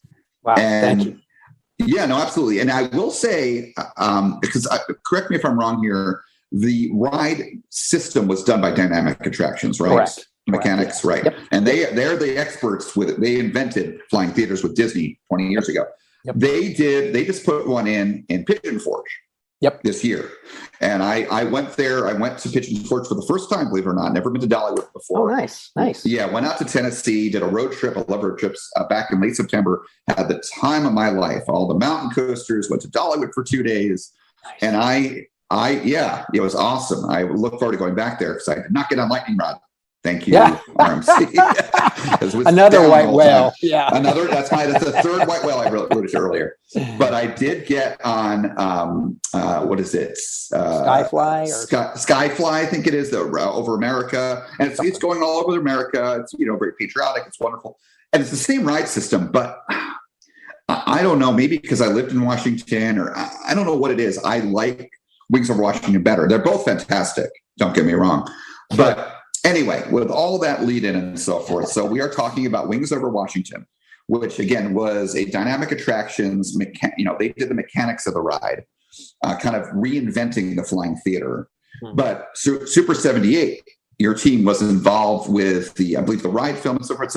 So talk about how you guys working with Dynamic or any other contractors that were involved with Wings Over Washington, how you were able to improve on the flying theater concept. Sure. Well, first of all, thank you so much. Those are very humbling words to hear. We are very proud of that attraction. It became what it became because of a lot of good things that all came together in a way that probably will, again, never happen again. It's, number one, so Dynamic, obviously, they know flying theater, motion bases better than anybody. And because the system they developed with Disney for the Soarin' rides, they had to come up with another kind of ride system because that was patented and owned by Disney. So right. So one of the solutions is this rotating platform.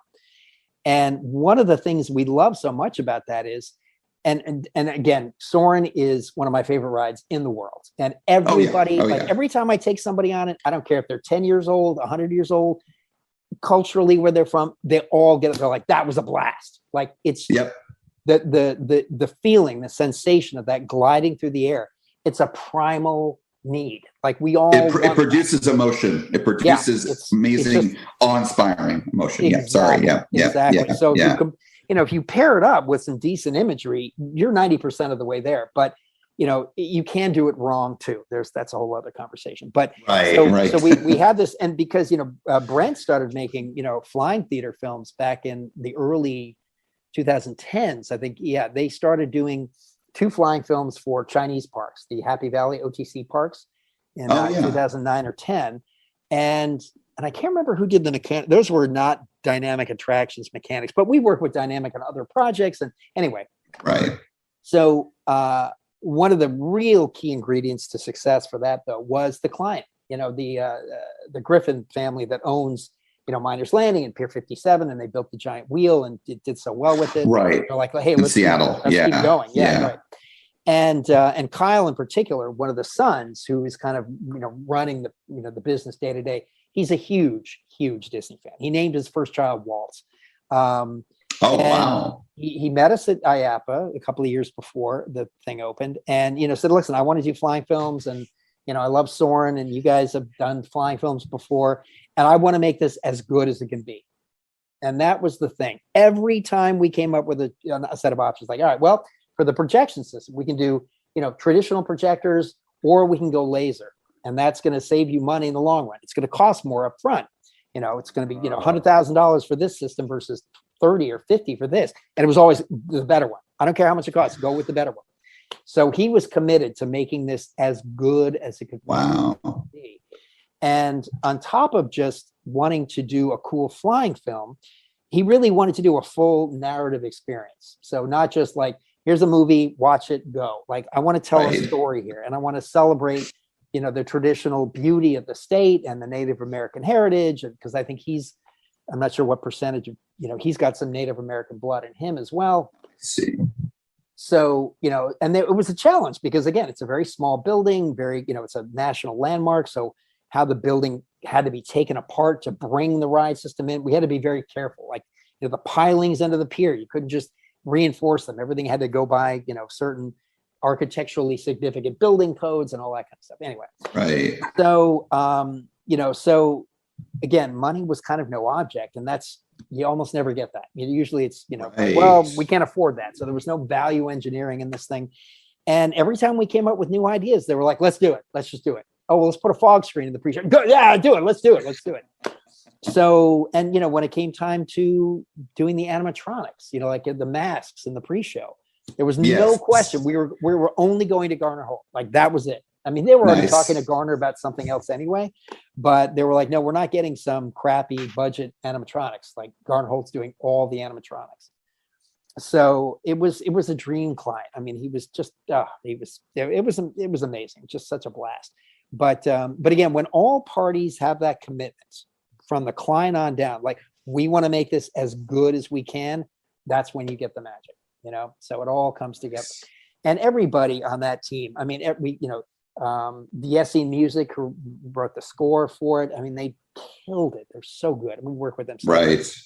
GP Color, who did all the wallpaper treatments. They have this patented UV wallpaper system. So, again, when you go into the theater, we're supposed to be outdoors at night, and it's a black sky, but the lighting of the sunset, the dusk lighting and on the horizon and all the stars, those are all, hit with black light, and they become, they produce illumination. It's just so great. And the pine tree scenic, and I mean, it's just like everything came together so beautifully. I think it was just, we just had the chance to bring our A game. And so everybody brought their A game, I mean, it worked out. I tell people too, like, Super 78 has developed our own kind of VR based previs system called Mushroom. It's an Oculus headset, and you put it on. And so as soon as we start a project now, we bring in all the models, the ride system, the theater building, everything into, this 3D environment. So as we're developing the attraction, we're kind of virtually riding it all the time. Oh, wow. So it was kind of strange because, as the attraction got built up and, more details were brought in, when we finally got up to media day and I got to ride the attraction for the first time, it was like, like all of it. It was exactly the same. Like, there was no surprises. So, and again, in the development process, like, at one point we're like, oh, damn, that tree branch is actually going to, hit the projection cone, or that architectural beam is going to have to move. So by the time it opened, it was perfect. I mean, that's amazing. Perfect.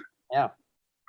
Yeah. I've heard of VR, AR, or MR, mixed reality, being used to develop, whether it be a theme park attraction or even for like a big civil project or building project or, construction or whatnot. It's becoming more and more valuable. And that's really cool to kind of hear from someone that was a part of this project, how useful it was and how you were, in a way, not surprised at all when you wrote it for the first time, because you knew exactly what to expect because it was so well modeled, exactly. in a kind of virtual 3D way, well beyond just a flat computer screen, like what's been going on for the past 30 years, for developing rides, which has been great, and that's been a huge step forward, starting with, again, back, say, the 1980s or so, when coasters and rides started to get developed via computer, CAD and stuff. That was a huge step forward and whatnot. But now going with the augmented reality and virtual reality and whatnot, that's a huge step too. That's awesome.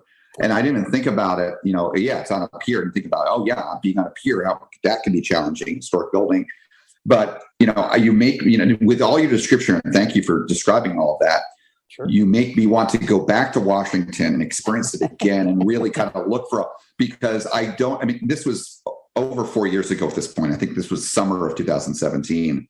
And I just remember loving the ride, but I don't remember specifics I remember the ride system, feeling great. The visuals, now it makes sense, the laser projection, because I have been to some of the laser IMAX theaters. I'm a huge IMAX fan for going to see feature films in IMAX or even science films at museums.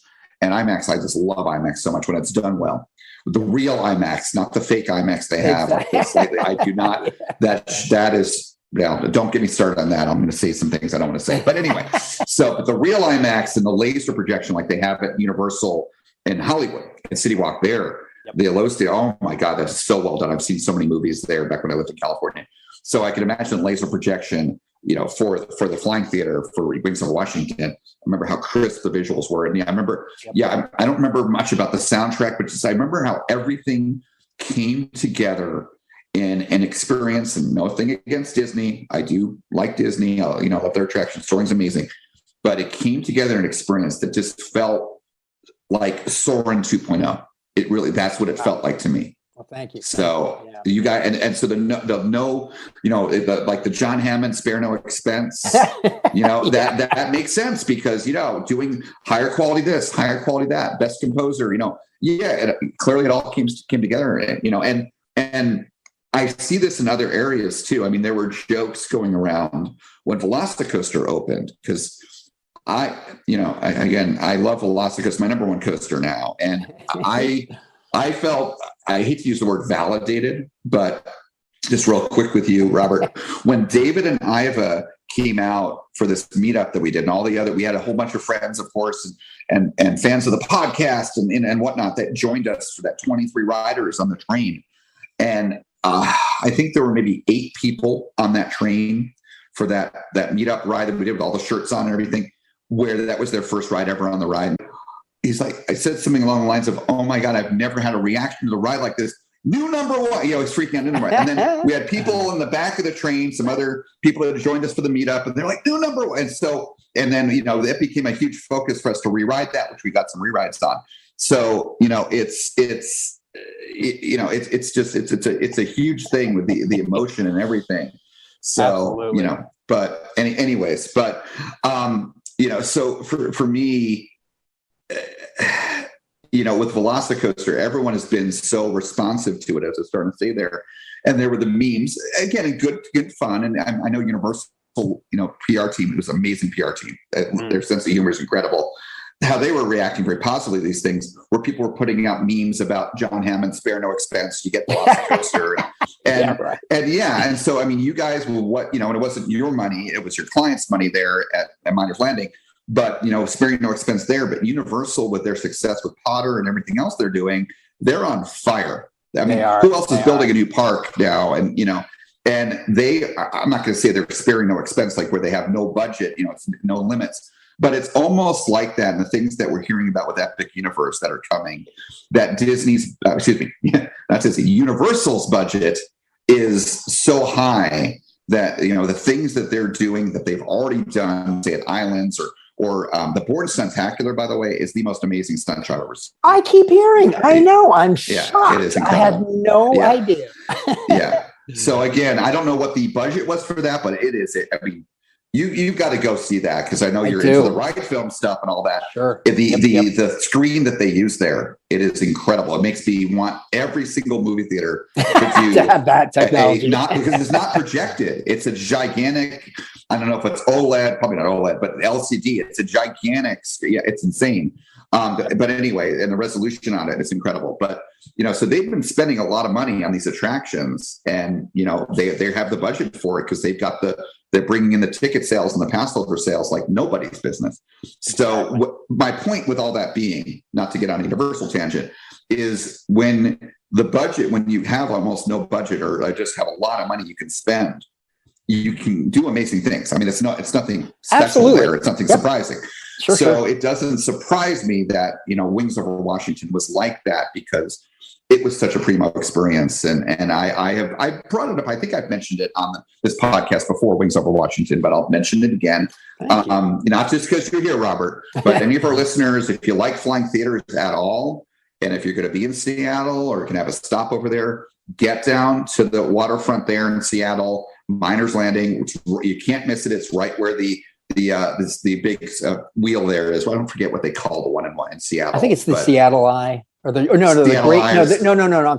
Great Seattle Wheel. I think it's Great Seattle Wheel. Great Seattle Wheel. Yeah. Can't remember. I can't remember all the names of these ones, but anyway, but yeah, so that the big gigantic wheel, basically Ferris wheel they have there, enclosed capsules.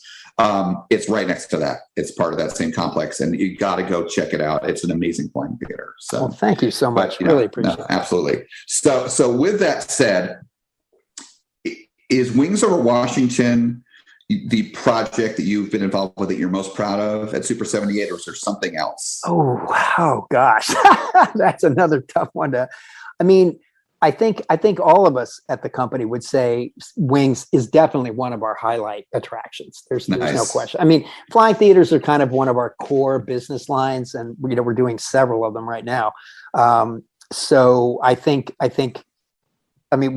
it was a great experience, in and of itself. And it's also, I think, helped us get a lot of new work, which is good. So that's obviously going to be kind of high on my list. I'm always going to have a soft spot for the first attraction that I worked on that got built, which is the Forbidden Caves, this little immersion tunnel we did for Babajaan Land in Belgium. Oh, nice. And, it's pretty modest and whatever, but it was the first time I was able to ride a ride and think, wow, I was part of this. That's nuts. And because it was a kind of a smaller project, it had a fair amount of creative freedom on that one too. So, I really got to kind of dive in, and I learned a ton doing that too. That was super important because we didn't just do the ride. We got to do a little mini area development around there. They rethemed this little part of the park as Adventure Valley. And so, I'll just always remember it fondly, just because it was such a great, real, okay, this is it. This is for real. I'm learning really how you do this kind of thing. Right. So there's that, but I'm trying to think of others. I got to say, we did so when I first started working there, we were in the middle of developing the SpongeBob 4D attraction we did for Moody Gardens in Galveston, Texas. The, what is the official name of that? Moody Gardens. I love Moody Gardens. Oh yeah. I've been there several times. Oh, yeah. It's a great place. Yeah. Such a neat place. Oh, yeah. So unique. It's really one of a kind. Anyway, but when they installed SpongeBob, they knew it's for a limited amount of time. So we're going to retheme this thing, this Geppetto experience at some point down the road. So the time had come to redo it. And we did a whole new overlay of 20,000 Leagues Under the Sea, taking the Jules Verne Nautilus story, but turning it into this kind of Western steampunk thing. And it's like the sequel, almost the continuing adventures of the Nautilus. It's this upgraded thing. And, it's a beautiful attraction. So I just want to give a big shout out to the art direction.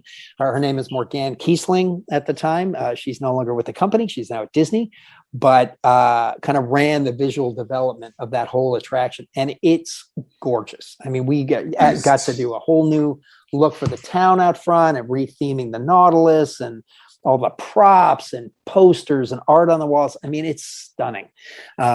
So I got to say, pretty proud of that one too. Again, mainly because of all the other great work other people did.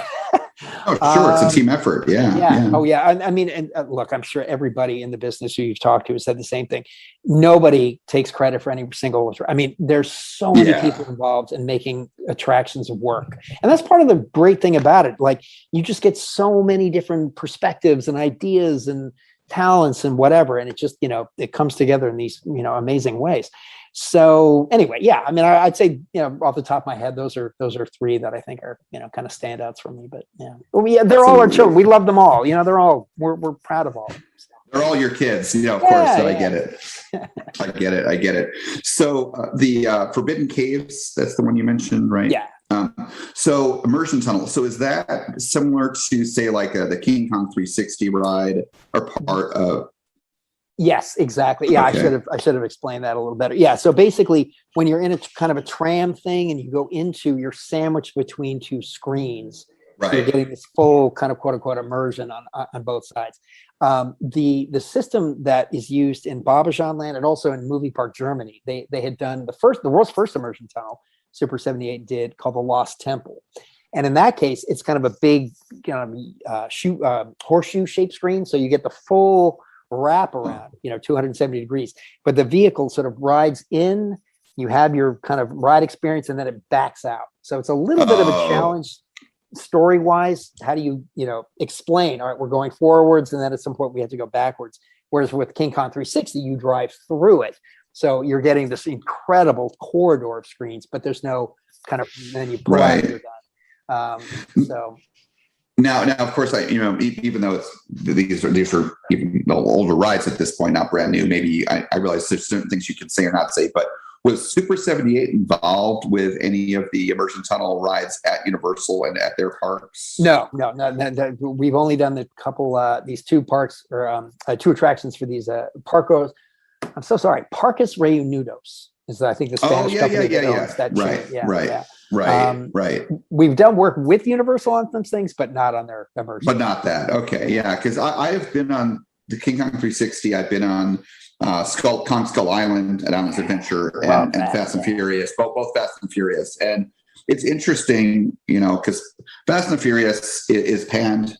Not the movies are fantastic, but the rides, those tram rides, they're okay, in my opinion. They're okay, but for whatever reason, and I'm not going to compare King Kong 360 because that's an older part of the tram ride. But comparing Skull Island at Islands, which I've ridden also more recently, that one it's the same technology, but it's just done in a much better cohesive package than Fast and the Furious, and just how a lot of it is you're not stimulating fast movement like how Fast and Furious is. Yep. It's more about King Kong and the T-Rex fighting each other, and then you start to fall, and it's more realistic in that regard. And then I love practical effects too. That the King Kong animatronic at the end of that ride is unbelievable, so amazing, amazing. But anyway, that's another story. So you guys were involved in that. Got it. But yeah, immersion tunnels. But point being, I'm planning on going back to Europe next year, and I want to get to some parks. And Movie Park Germany is actually one of the ones I may get to. Definitely check out Lost Temple. Yeah, I'm curious about that because I do think those rides can be good. Absolutely. So, well, thanks for sharing some of your experience in Super 78. That sounds really fun. That's awesome that you get to work in your passion. Most people don't get to do that, so you're fortunate. And, it's awesome. I consider myself incredibly lucky. That's awesome to do this. Yeah. And that's awesome. I love seeing that you don't take it for granted. You see it as being fortunate. That's great. That's fantastic. Oh my goodness. Yeah. And and I'll say too, I didn't start my dream career until after I turned 50. So I tell young kids, if you really want to do something, never say it's too late. It's never too late. Love it. I love that. I love, you see stories like that or hear stories about like that periodically, like a 70-year-old grandmother that goes to college and, so, Exactly. but this isn't quite that extreme, but I love it that, your kind of middle of your life is when you started working in theme parks because, one of the things we do talk about, not that we're able to talk directly with our audience, real time, but we talk to our audience or give advice because a number of people that listen to this podcast are younger people, kids, teenagers, and coaster enthusiasts, theme park enthusiasts. And, the big dream, I've got friends that are in their 20s that are changing careers to line themselves to where they can travel more. Like for example, I have travel for work, so you can go to parks, where you don't have to spend and pay for the airfare yourself. You're doing your work there, of course, not avoiding your work. But on the weekends or, when you have some free time or you take vacation, you go to the parks. That's what I've done. Exactly. Yeah. And, and so forth. So our younger audience, they're anxious, it's so funny. I don't know about you, but for me, I had a lot more anxiousness and anxiety in the early part of my life when my whole life was ahead of me. than I am now in my 40s. You know, it's kind of ironic because, you know, how we grow as people and be able to deal with anxiety better, like we talked about earlier. But anyways, I had lots of anxiety, you know, when I was in my 20s about what my career was going to be. So I know that some of our audience members, the younger ones, are like, how can I get a career where I can travel? You know, because I've talked to people offline about this, and, you know, young enthusiasts. And I think that's a good kind of a message that you have there. It's, you know, hey, even if these young enthusiasts, if you don't find that dream career, you know, look at Robert. He wasn't until 50 that he found that dream career, and he's really happy with it. And so, you don't necessarily get it early on, but maybe eventually you'll get it, you know? So yeah, exactly. You know, the old adage, if you don't succeed at first, try again. So, you know, there For you sure. go. So, For yeah. sure. Yeah. So now that we've talked about Super 78, the last kind of topic related to you specifically that I'd like to touch upon here with another question is the season pass. You know, and you've talked about a few anecdotes here and there, but, you know, I've only been listening to you guys since about 2017. And I've listened to a few back episodes, certainly the fake theme park ones. I've listened to those multiple times. I played the first, and I've listened to a few others, but you guys have a huge back catalog. And, you know, I listen to so many podcasts, I've not had a chance to listen to everything in the back catalog. Oh, yeah. So I don't know some of the things you guys have done. So I'm curious, you know, what have been some of your favorite moments in terms of covering the theme park industry? It could be a trips or whatnot, you know, working, you know, with Doug and Brent on the season pass. Sure. That's a great question. Well, the after the first interview I did with them, where we just kind of talked about thrill ride and all that stuff, a few weeks went by, and Doug called me up and said, "Hey, listen, we're going to be interviewing Marty Krofft. Would you like to join?" I'm like, "Heck yeah!" So yes, of course, Marty Krofft. I'm dying to talk to Marty Krofft. I mean, I grew up watching Saturday morning TV with said Marty Krofft stuff. So that was incredible. I mean, right off the bat, like the first guest that I got to help talk to on the season pass was one of my absolute idols, who we've subsequently done some development work with. Now, it hasn't come to anything yet, but you never know. Stay tuned. Anyway, but they're amazing, and you know, obviously Krofft doing a lot of work now with Amazon and all that other stuff. Whatever. That was an amazing interview. Some of my favorite season pass episodes have absolutely nothing to do with me. There is a two-parter that is all about the development of Men in Black: The Ride, with the entire Think Well group, you know, Dave Cobb and a bunch of other people. And I tell people all the time, that is a masterclass in themed entertainment design. Like, listen to those 4 hours and you're going to learn so much about how many different, professional skills and all these things that go together in terms of making this, you know, amazing attraction. Also happens to be one of my favorite dark rides ever. So, but it's just so, I mean, you know, again, as you were saying, the back catalog of season pass episodes, it's like a college class in themed entertainment. I mean, there's so many informative things. Jerry Reese is another interview. Again, I wasn't involved in that interview, but, you know, he talks about developing the rock and roller coaster, you know, VR, all kinds of stuff. And he's Mystic Manor. I mean, he's, you know, one of the geniuses in the industry, and super nice, so informative. And just like, you could listen to these people talk for days. But, you know, on a more personal level, I mean, I think in terms of what, you know, my direct, you know, work with Doug, the road trips we've taken have been just insane. I mean, the big wheels on an 80 trip, I think we went to, 8 or 9 parks in 7 days, and, you know, talked to tons of different people. And then we had a long trip to Dollywood one year, which was amazing. I'd never been to that part of the country before, seeing the Smoky Mountains. Wow. And, I mean, Dollywood blew my mind, and the go-karts and Pigeon Forge. I mean, what a great town. Dying to get back, and Lightning Rod too. I've not been on Lightning Rod. I'm like, right.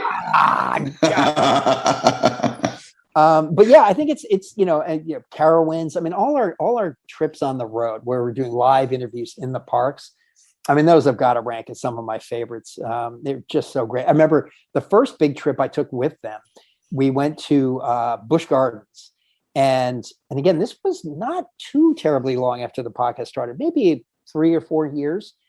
And so Doug had told some people on the show, like, hey, you know, we're going to be at Busch Gardens. If any of you listeners want to come out and just meet us or whatever. And a handful of people showed up. But this one fellow, and I can't remember, it was Mark, I think it was his name, really nice young guy, came up. He was in tears. He was shaking. He was so like, Doug Barnes, oh my gosh, I get to meet Doug Barnes. It was so great. It was just awesome to see. It was really neat. But yeah, I mean, Knott's Berry Farm. Like, we were at the Knott's Preserved book event. This goes way back when Chris Merritt and Eric Linkswaller, the historian at Knott's. Anyway, they've written a book all about Knott's history. And so they had this really fun media event. Bob Gurr, Tony Baxter. Oh, wow. Of course, Chris Merritt was there. Raleigh Crump's son, what's his name? Dang it. I'm sorry. It's getting late. I'm getting tired. Anyway, it was this amazing group of people. And we're all sitting around outside at Knott's in front of the Birdcage Theater.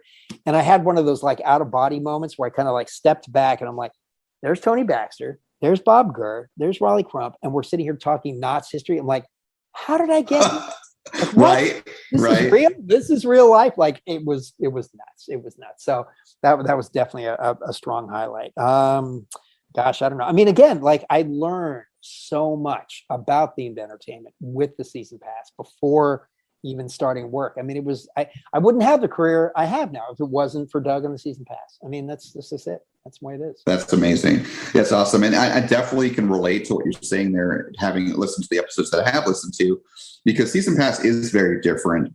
It's not really a news podcast. Like, that's what Coastal Radio is fantastic for that. Yeah. They cover the current and really well. Yeah. And In Loop kind of talks about that too, although they focus more on what they're personally doing. And it's interesting and all that.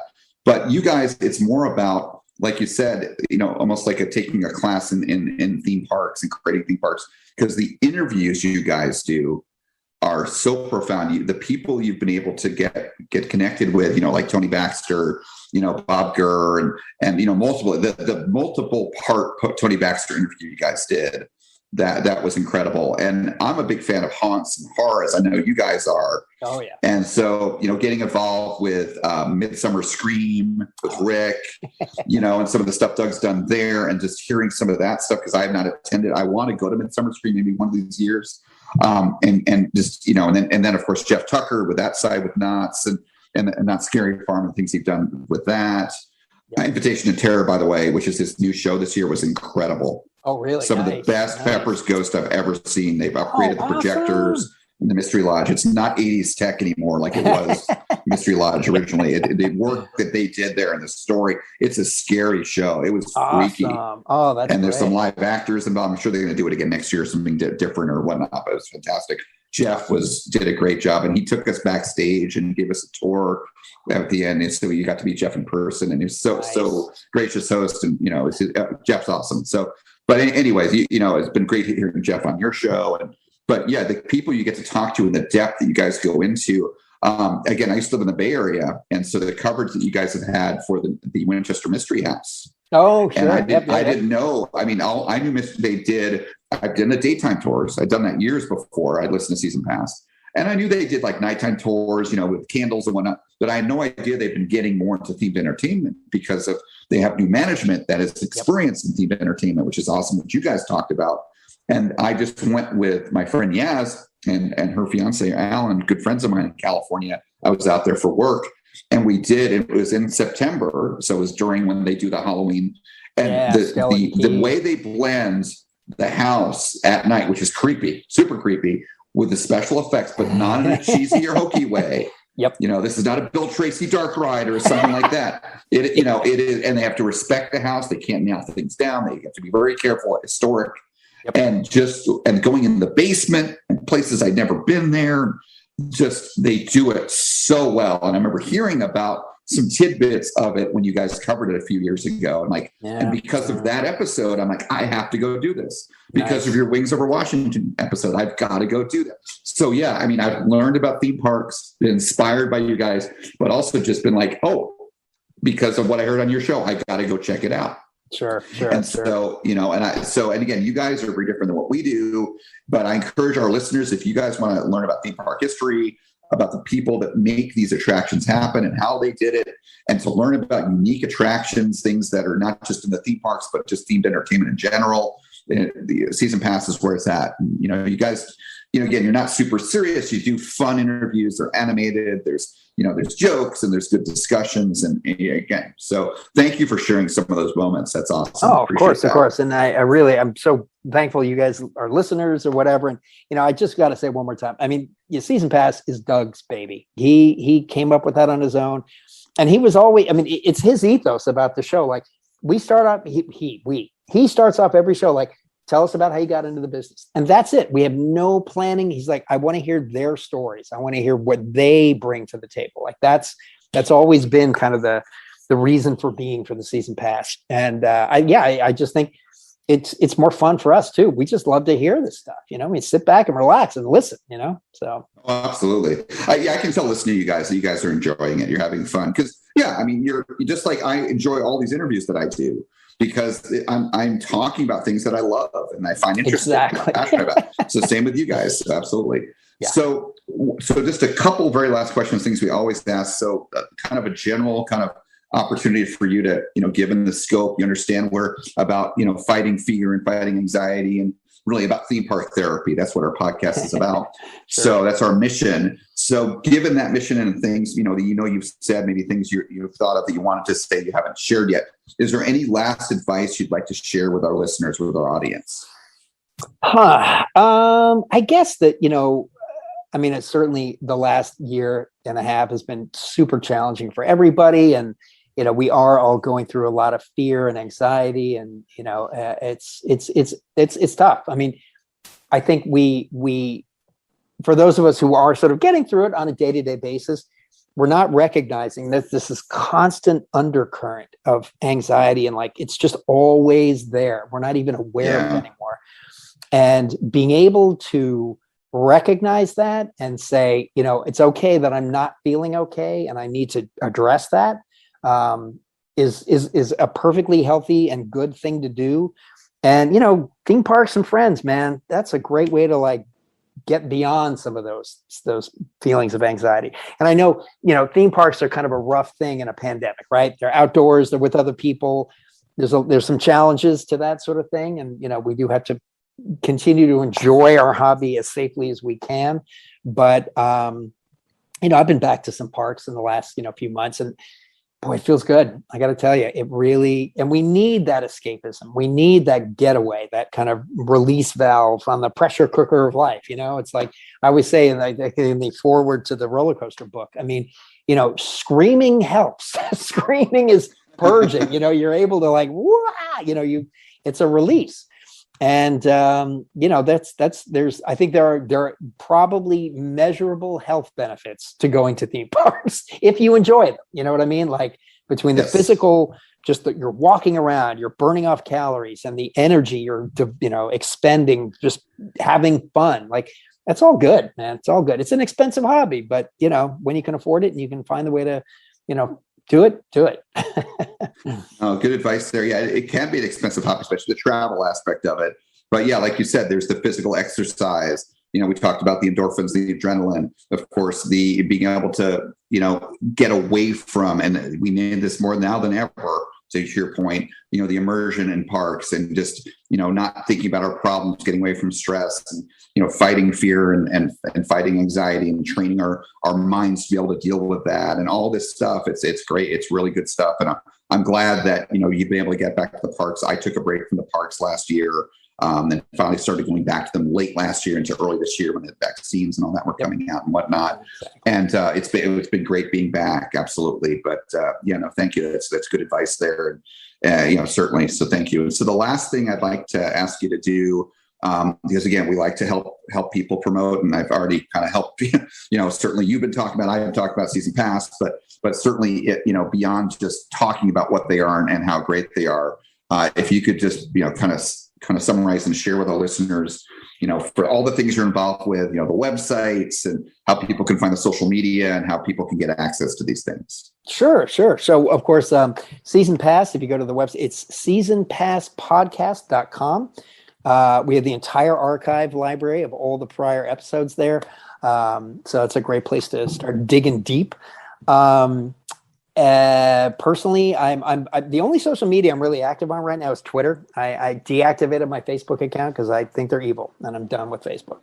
Yeah, So, I get it. yeah, I mean, look, I know it's around. People do. I look, if people are happy using it, it's fine. It just I was done. So whatever. Oh, I understand. But if it's my handle on on Twitter is ThrillRideCom without the dot because somebody else already got ThrillRide, I think. And I did so, and of course, Super 78. If you want to find out more about what's going on there, it's just super78.com. You can check out the website there. I did early. I was not a big YouTube watcher until the last few years, maybe even 2 or 3 years ago. And I did start getting involved, subscribing to some vloggers and, people who travel around and two in particular, is Adam the Woo and Jacob the Carpetbagger. They do theme parks, but they do other kinds of things as well. And I really started enjoying their content, especially the non-theme park content, where they just go, see interesting little side roads or whatever. Regardless, at some point, I suddenly thought, this is again, just as the pandemic was starting to heat up, I thought, what, I kind of like this vlog idea. Maybe just because GoPros are so inexpensive, let me go out, just shoot some stuff. There was just something like I like editing. I wrote some music for a while, did some music editing, and certainly learned more about movie editing at work and whatever. And iMovie, it's free with the Mac. I'm like, let me just mess around a little bit. So long story short, I started this YouTube channel. It's been up for a little over a year. I've only got like 53 episodes or something. But I just thought, I'm just going to do this for as long as I enjoy it. And then if I stop enjoying it, I'll stop doing it. But if you go to YouTube and search for either my name, Robert Coker, or Going Places Doing Things, there's a couple of parky things, but museums and hikes and whatever. Anyway, if you're interested, you can check that out on YouTube. That's certainly something I'm enjoying doing. And recently went to Castle Park out in Riverside, Bud Hurlbut's park that he built, and rode the mountain coaster up at Big Bear a few months back. Anyway, so that's another little thing I'm doing right now. It's almost like an adventure blog. Kind of, yeah, a little personal adventure blog. Yeah. But yeah, I think that's pretty much it. That's all the stuff. Okay. I'm doing. Oh, and then of course, if you go to robertcoker.com, it's just kind of a series of links you can get to the season pass there, you can get to my Twitter feed, you can get to the YouTube videos. This music thing that I did, this audio animatron X, it's a weird little side project I had for a while. Anyway, all the links are there if you go to robertcoker.com. Yeah. Awesome. Well, thank you very much, Robert. Appreciate you sharing all that and appreciate your time today. And it's great talking to you and just hearing your stories and kind of sharing with each other. It's great talking to a fellow coaster enthusiast that's also loves theme parks and just has all the experience and all. I love some of the stories you told. That Monica Lewinsky, I won't forget that one. That's fantastic. So thank you for your time. Thank you so much. Of course, it was my great pleasure. No, I can nerd out and talk about this stuff for hours on it. So this was a real fun for me. Thank you. Awesome. Thank you. If you enjoyed today's episode, be sure to like and subscribe wherever you get your podcast. If you want to see more of us, we upload every Friday. Be sure to like us on Facebook, Instagram, Twitter, and YouTube. All at Coaster Challenge. Links are in the description below. Thanks for joining us here today.